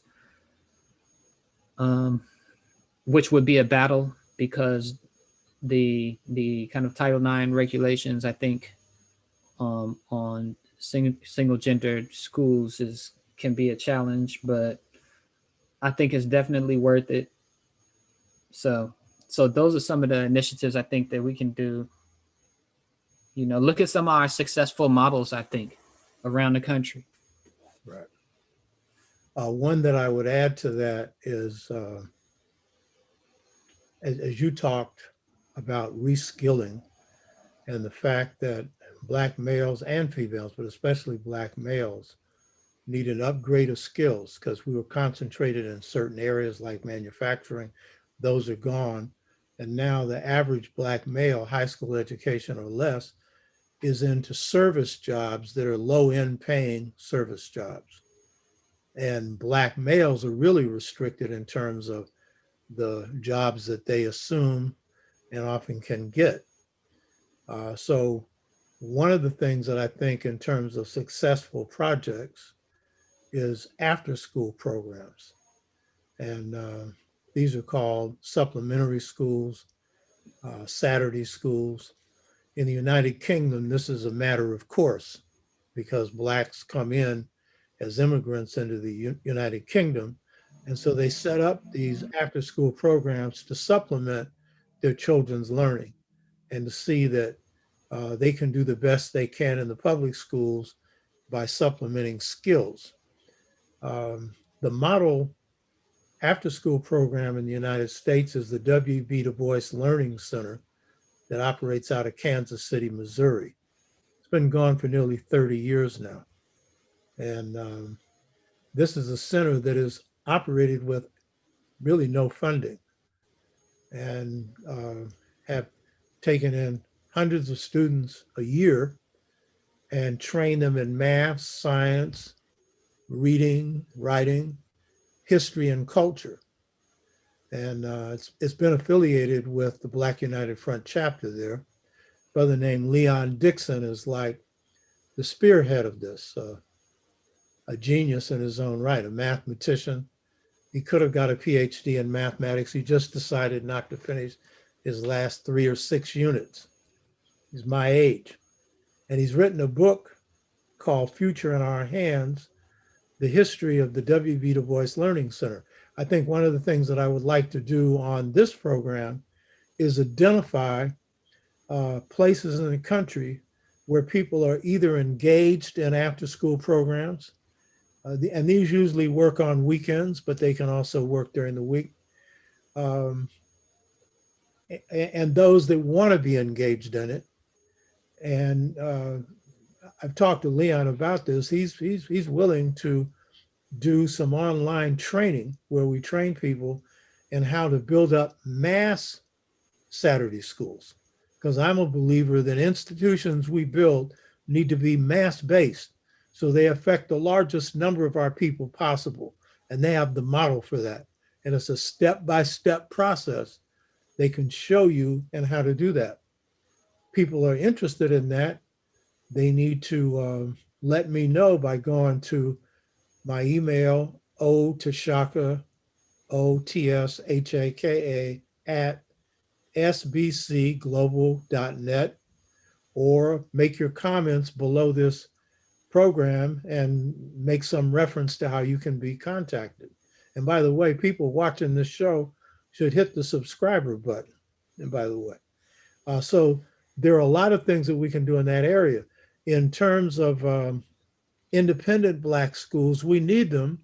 However, the majority of our people cannot afford them, but we need them. And we can have more of them than we have right now. The organization that I'm a part of, Pan-African People's Organization, has operated an independent Black school since 1972. There's a school that operates, it's called the African Children's Advanced Learning Center. 90% of our students who come out of our school go to college. 50% get scholarships. And we're strong in math and science, and then of course, history and culture, reading, writing, and math. And the people that run this school have been former students of mine. They're not that far from me in age. And then they have people who have worked in the school. And we have a master teacher who has just done wonderful work. I don't know if he wants his name mentioned, so I'm not going to mention it. But he's a master teacher in literature and that area. So we need those. And then there needs to be real initiatives to gain real power in public schools. And that's a hard battle because public schools have the largest budget in a city. And so now charter schools are operating off of the tax dollars of poor Black parents and wealthy ones, Black, white, brown, red, or yellow, They are taking tax dollars and putting them into what they call charter schools, offering a better education when in fact it's often inferior to public schools, rarely any better. And in Oakland, a sizable part, where we're based here in Oakland, California, a sizable part of the school budget is going to charter schools, which again is a part of neoliberalism created by Mr. Friedman, University of Chicago, a way to pocket money, any kind of money that comes from you, to go into the pockets of the rich. And we're often sold on the fact that these are good for us. They're not. The teachers aren't paid well. And there's nothing really to guarantee that anything good goes on in these schools. So the movement to control education in our communities is not one we should give up on. And we need to fight to see that we have some real control in our schools, because a majority of our children are in these schools. And I just want to stress one other thing that you stressed. We're in a high-tech age now. And so technotronic skills, computer skills are real important. And our youth are geared towards this. And I've noted that with my students who have gone into this area, and many young Blacks who are in this area, they are often best at creativity around computer technology. They usually are the ones that create programs. And, you know, I know some young men who have conducted training programs in communities like the Hunters Point, where they're training Black men in the full range of computer technology. When they're finished with that training, they can go get jobs in computer industries. And in computer industries, if you have a criminal record, it's not going to stop you from getting a job unless it's certain kinds of crimes. If you have those kind of skills, you know, you can function, and you can set up your own businesses as well. So there's a lot of initiatives that we need to take, but we need to rebuild volunteer community organizations that are fighting organizations, that are not owned by the power elite in a city. And we do have this movement now that has ignited this fuel for change. So, Siri, I really enjoyed the discussion. Very thoughtful on your part. Really proud of you. And young men and women like you show the future that our people have. You know what I mean? And so I just want to thank you for having engaged us in 3 very beautiful, deep discussions on Black men and Black masculinity. And Sister Kuji Chagalia, who isn't here for this one, thank her for her brilliance and her radical perspective. Anything you want to say in closing? Yes. As far as things I didn't mention, definitely the importance of moving beyond that First Step Act and kind of moving forward. That George Floyd Racial Justice Act, I think, is extremely important. In addition to continuing to increase the funding for HBCUs who struggle with COVID in terms of enrollment, and also the need for healthcare plans to place a priority on Black male mental health and treat it like the increased Black male suicide rate, like the emergency that it is, and build on the wave of Black male entrepreneurship that I think has been shown during COVID online in terms of entertainment, and Black males kind of taking this opportunity to start their own online kind of entrepreneurial businesses and practices. I think is kind of, there's a wave of creativity that's coming along with this this time right now, and Black males are playing a major role in it, which is to be applauded. And we need to, lastly, to celebrate again those successful models with Black males that we've had historically and presently, there's all Black male academies that are successful across the country. I think Imhotep's and Urban Prep Academies and others. So those are important. And I just wanted to thank you. This is our final one, and I just wanted to say thank you to you. It's important. It's such an honor to be able to talk to you with the experience, the direct experience that you've had historically. I mean, and so many of these movements that you're able to reference and draw upon, and also based on your research. So I appreciate you, Dr. Tashaka, and again to the listeners, the audience of the Oba Tashaka show. I want to thank you all for having your ear and being able to share my scholarship and perspective with you all, and being able to have a rare moment to learn from Dr. Tashaka again. So I appreciate it very much, and thank you. Well, it's been mutual. I've been learning from you. And I told you this book that you've written, Black Men's Studies. How do people get this book? Peter Lang, at peterlang.com. They can go there and they can click on there's a small link that's highlighted in blue. It's a blue hyperlink, and that's paperback, because most people want the paperback, and you can just click on the paperback option on peterlang.com and order it from there. Okay. And I want to point out that you can check out my books. What is the site that we go to? Gumroad.com. Yeah, you go to Gumroad,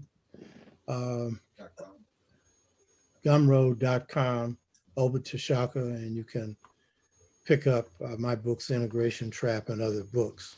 I want to note that I'll be on a TV show in the United Kingdom. It'll be from my house here. It's called Black Ice TV.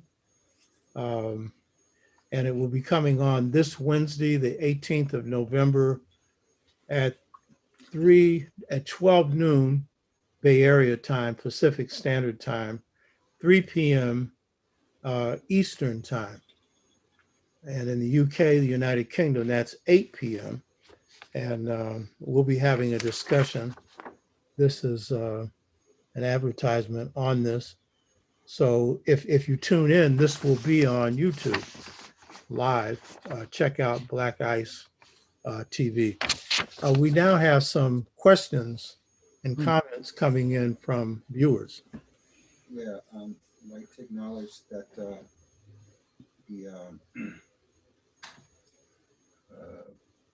Brother Lao Tzu, he makes a couple pieces for maybe our next conversation. He talks about how is African culture different from American popular culture.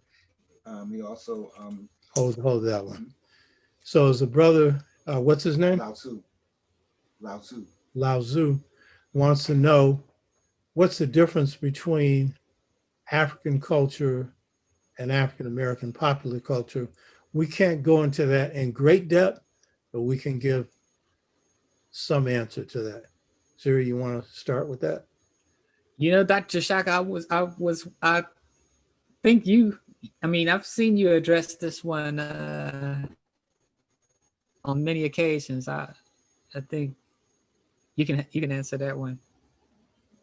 Okay, African culture is like the root, and coming out of this horrendous experience of what many of our people call the Ma'afa, which was the enslavement process or colonialism on the continent, or what turns into colonialism in the Caribbean later, and what becomes a period of Jim Crow and segregation and the oppression, systemic racism, systemic oppression that we face now.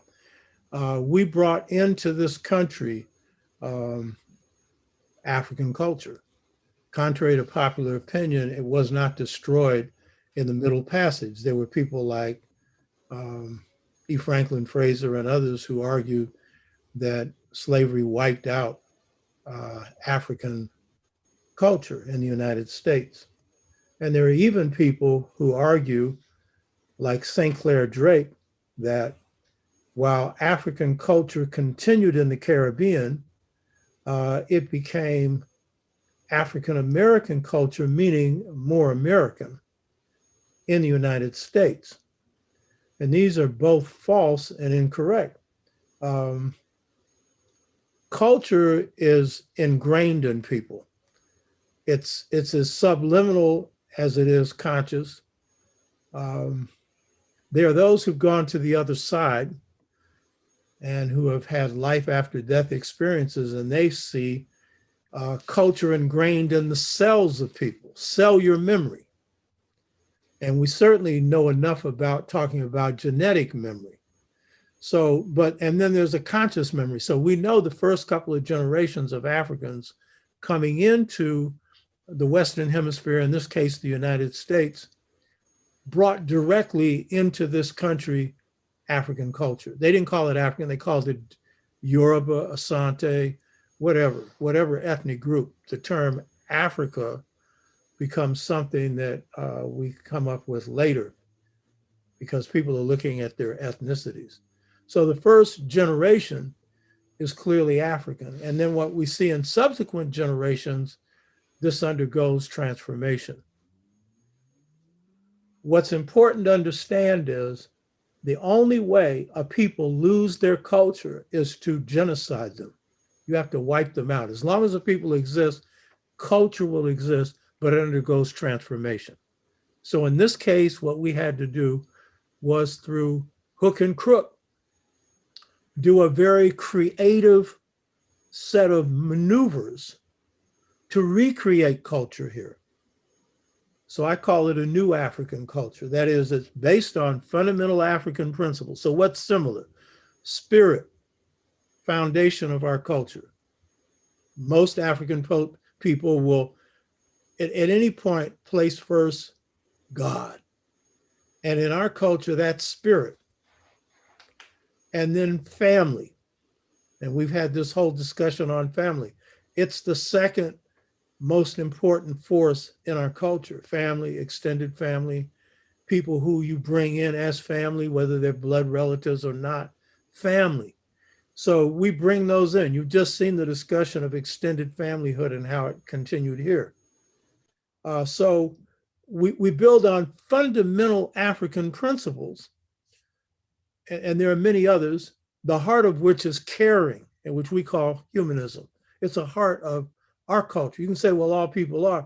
No, guess what? All cultures are not based on humanism. Donald Trump is popular for a reason. He is not humanistic.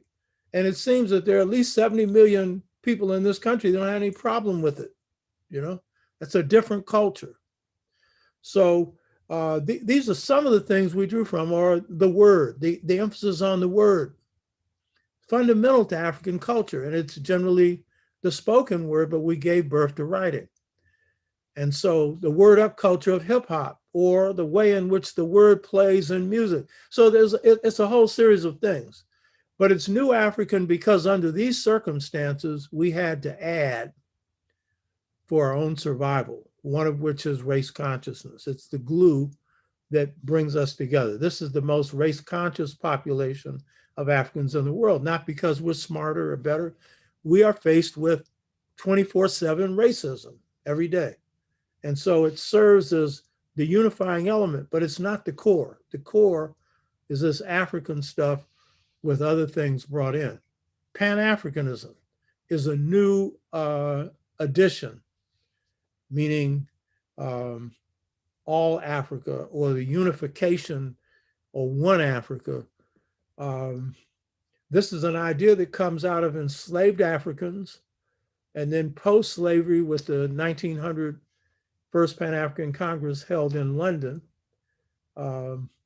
called by Sylvester Williams, who's from Trinidad, and participated in by W.B. Du Bois and others from the United States and other parts of the Western world and Africa.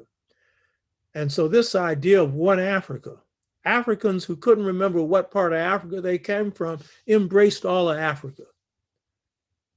And this idea of Pan-Africanism based on love. even though we got issues with Africa. We are brainwashing coming out of slavery. Caribbean Africans will say, I ain't no African, I'm a Jamaican, I'm this, I'm that. The average Black person in this country. You know, the good thing is most say we're African American, but have trouble identifying themselves as African. That's a point that we need to get to. But the point is, in crisis, we identify with Africa. When things are going strong, Africa's independence movements, we identify with Africa. So this idea of one Africa, it's strong with us. So that's some examples. There's a difference between African-American culture and African-American art form. We have both. Euro-Americans have a European-American culture imported from Europe. They have not developed an art form in this country. We have.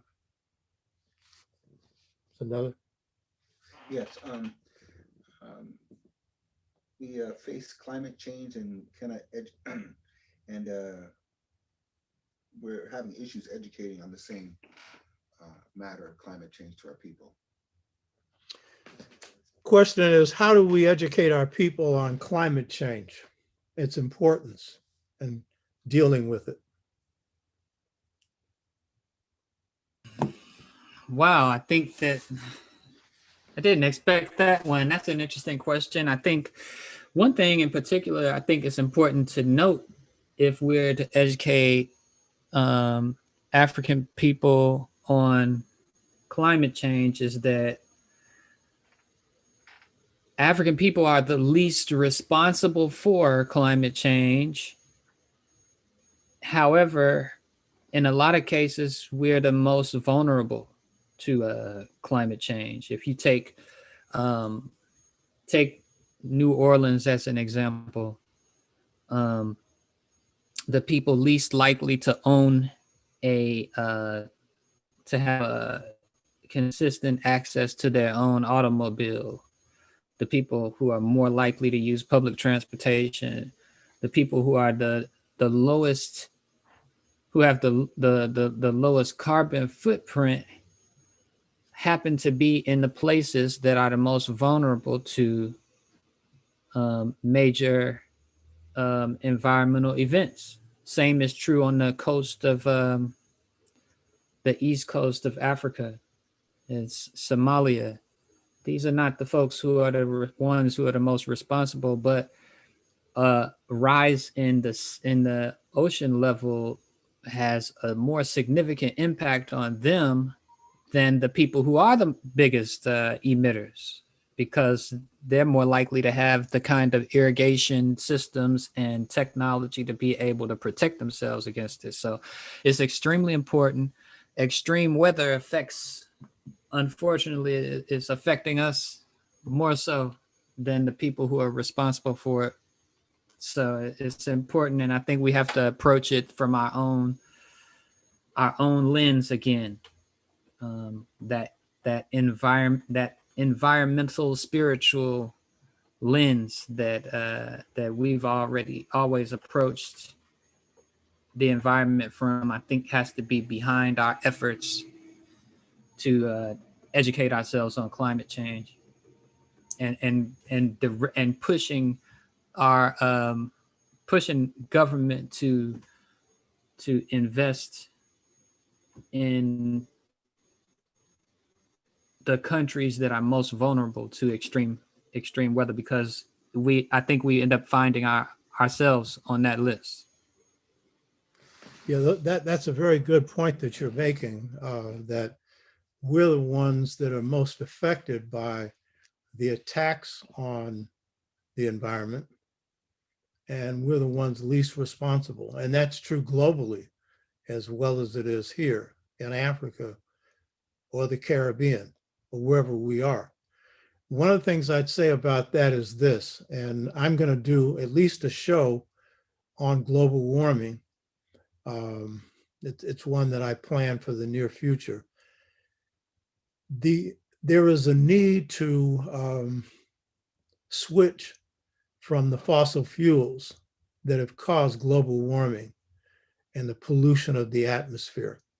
It's an absolute necessity because by the end of the century, if we don't reduce the heating up of the planet and the poisoning of the planet, the melting of the ice caps, which is occurring at a rapid rate, this planet will become uninhabitable for human beings.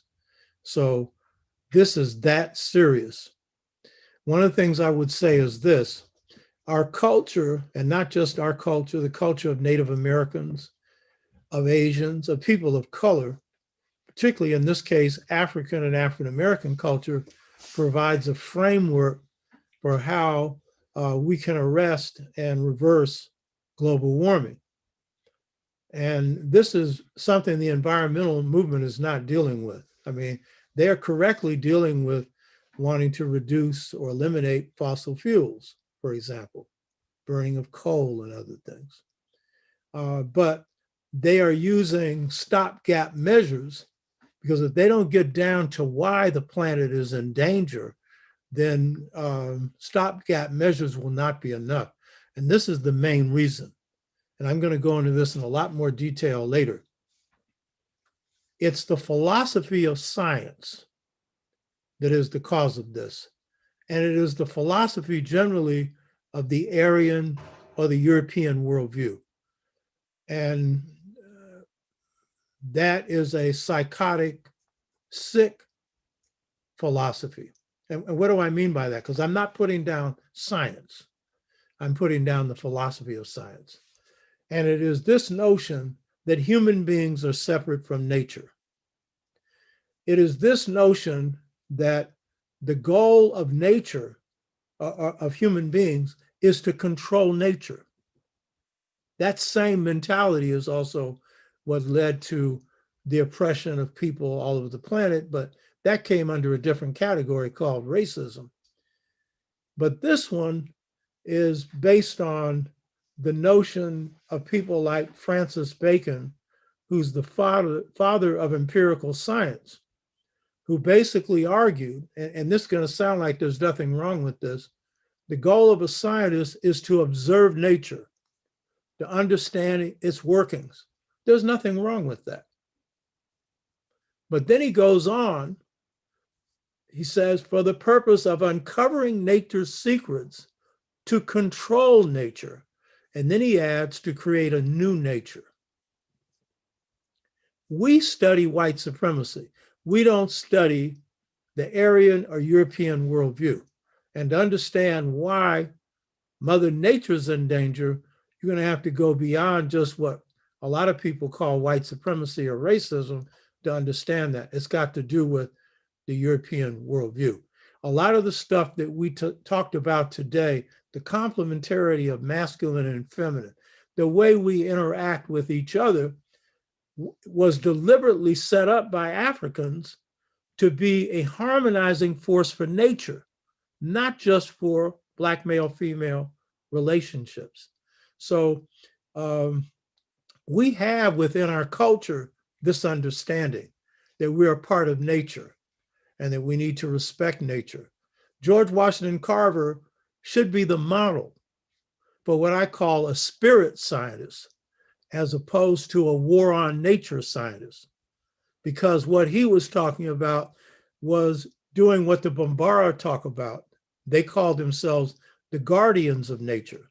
He called himself the healer of nature, improving on nature, but not harming nature, living in harmony with nature, but not trying to destroy nature, learning from nature. One of the problems with Francis Bacon's notion of empirical science and observing nature is he treats nature like it's a mechanical being. But at George Washington Carver, most people of color treat nature as a teacher that you can learn from. And that's why he was so good at healing. The plants talk to him. So we need to understand this is not some material out there. We are a microcosm of the macrocosm. We're the smaller part of this larger part. So it's a worldview, it's a philosophy that is really key. And my next book on Seba is dealing with this. This is part of what we need for reclaiming the planet and living in harmony with each other. So it's a good question. Got another question? in terms of demands that could be made on the Biden-Harris administration, how about a guaranteed income? Yeah. Okay, this person said what we already said in terms of a demand made on the Biden administration. How about a guaranteed income? That's what we just discussed, and we agree. That's an important one. Got another one?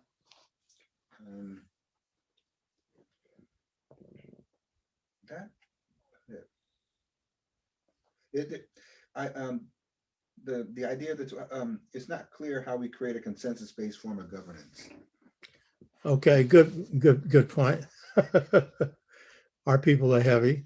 It's not clear how we would create a consensus form of government. Good question. Which means a democratic form of government. It's not clear. Do you want to take a stab at that, Siri? He's on mute. You're on mute. Come on. Oh, sorry. No, I'd like to hear your answer to that one. Well, it's one of my specialties. So you all need to understand something that are watching this when we do the promos on the show, when we are not live, you'll see a little introduction. And I call myself an OR, original revolutionary. So I do a lot of thinking about system replacement. In other words, what would be better than this? It really isn't hard, almost anything. I don't want to joke about this, but almost anything. But in the case of how would we create consensus in a system like this? And it's a good question, because how would you do it in a society of over 300 million people? It's a good question. And I don't have the whole answer. I'll just give you part of it. Decentralize as much as you can when it comes to decision making to the local level. This is particularly important when the power shifts.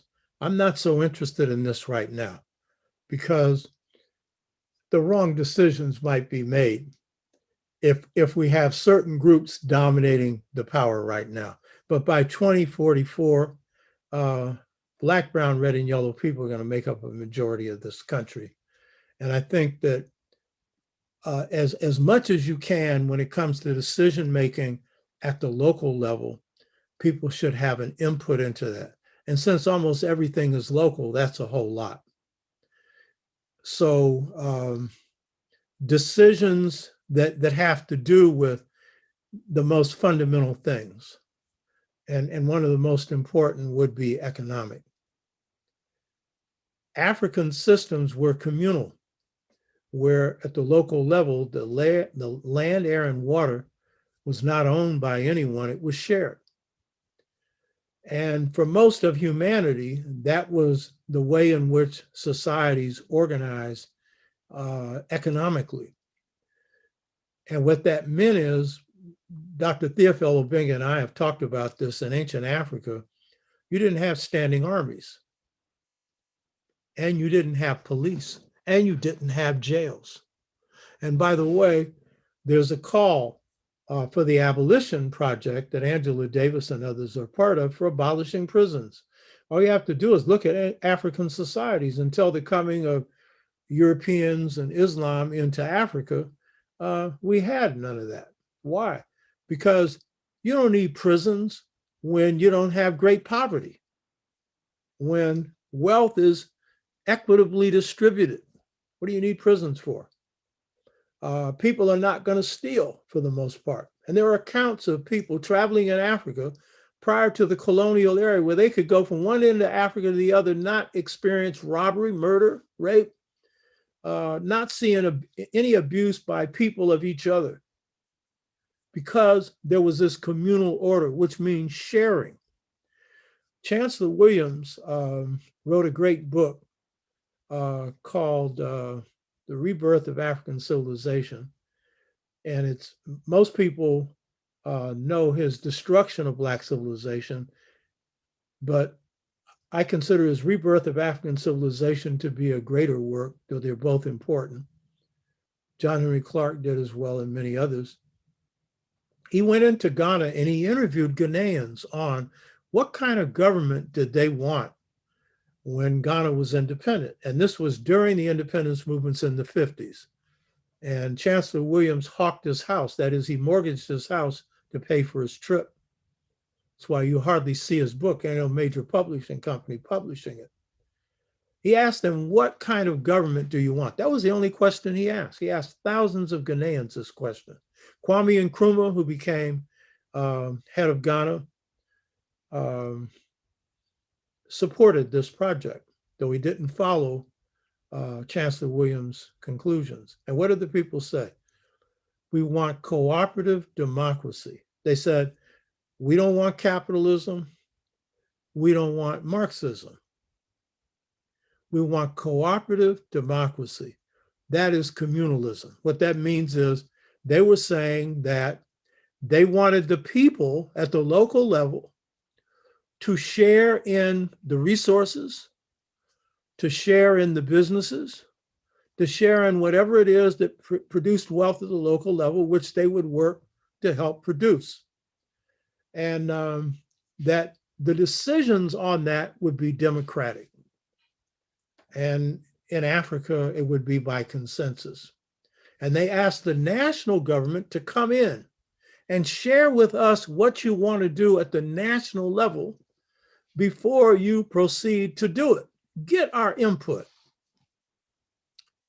I can tell you, if more stuff was decentralized at the local level, you would have national health care. You would have a livable income, and frankly, you wouldn't have people who are billionaires and near trillionaires. You wouldn't have it. And by the way, when this country was being founded, one of the reasons for the Constitutional Convention that most people don't know is described by Madison. It was a thing called Shays' Rebellion. And there was a rebellion of soldiers who had fought during the War of Independence. And when they came back, their lands were being taken because they couldn't pay taxes. They couldn't pay taxes because they were fighting in the War of Independence. But the rich came to grab it. And so there was a movement to stop that. And that was a major reason for the Constitutional Convention. And Madison said, because there were a series of papers called the Federalist Papers, he said that the reason they did that was, one, they needed a federal system. And I'm not saying you shouldn't have a federal system, but it needs to be reworked and changed. He said was, one, so that the government could control the people. And then he also said, so the people would not equitably distribute the wealth. Meaning that if they didn't have some strong central government controlled by the rich, and by the way, the people who wrote the Constitution of this country controlled 50% of the wealth. George Washington being the wealthiest of them, the wealthiest slave owner. So the point is, this country created a system that talks about freedom, justice, equality, democracy. It's not a democracy, it's a republic where a few people are elected and they end up representing the powerful in this country. As one person said, we have two parties with one wing, both right wing. You know, that's the Democratic and Republican Party. Or as Aristotle said, the reason why Republican governments are better is people get the right to vote, but in the end, they end up voting for the same people. So that's part of what we're going to have to deal with the Biden administration. Let's not kid ourselves. This guy's not some raving radical, you know. He's already said he's against a lot of the things that the movements that put him into office are for, like defunding police, you know, like a guaranteed healthcare, a national healthcare system. So these are things you're going to have to push for. So basically, consensus-based democracy. The key thing is, if people don't have a say-so in running their own lives, then don't count on anybody else having a say-so. And so I would start by saying at the local level. as much as possible has to be worked at the local level. And guess what? We ran societies like this for thousands of years. The Iroquois Confederacy in this country by Native Americans was run this way. And I would say it is very dependent upon male and females having some balance and power. And by the way, that's what I also say needs to happen on the African continent. Sheikh Anta Diop, in his book on African unity, he calls for bicameral assemblies, one of males, one of females, meaning that males and females have to be empowered. But I would say, given the corruption of what's happened to males and females, it has to be just males and females. And so that's a whole different story. So it's something we have to think about. I have a lot more on this, but I'm just hitting the top of it. But guess what? This is really the check on a whole lot of stuff. And if we draw from the best of our family traditions, that's what is the best guarantee that social change will really change things for the better. Any more questions?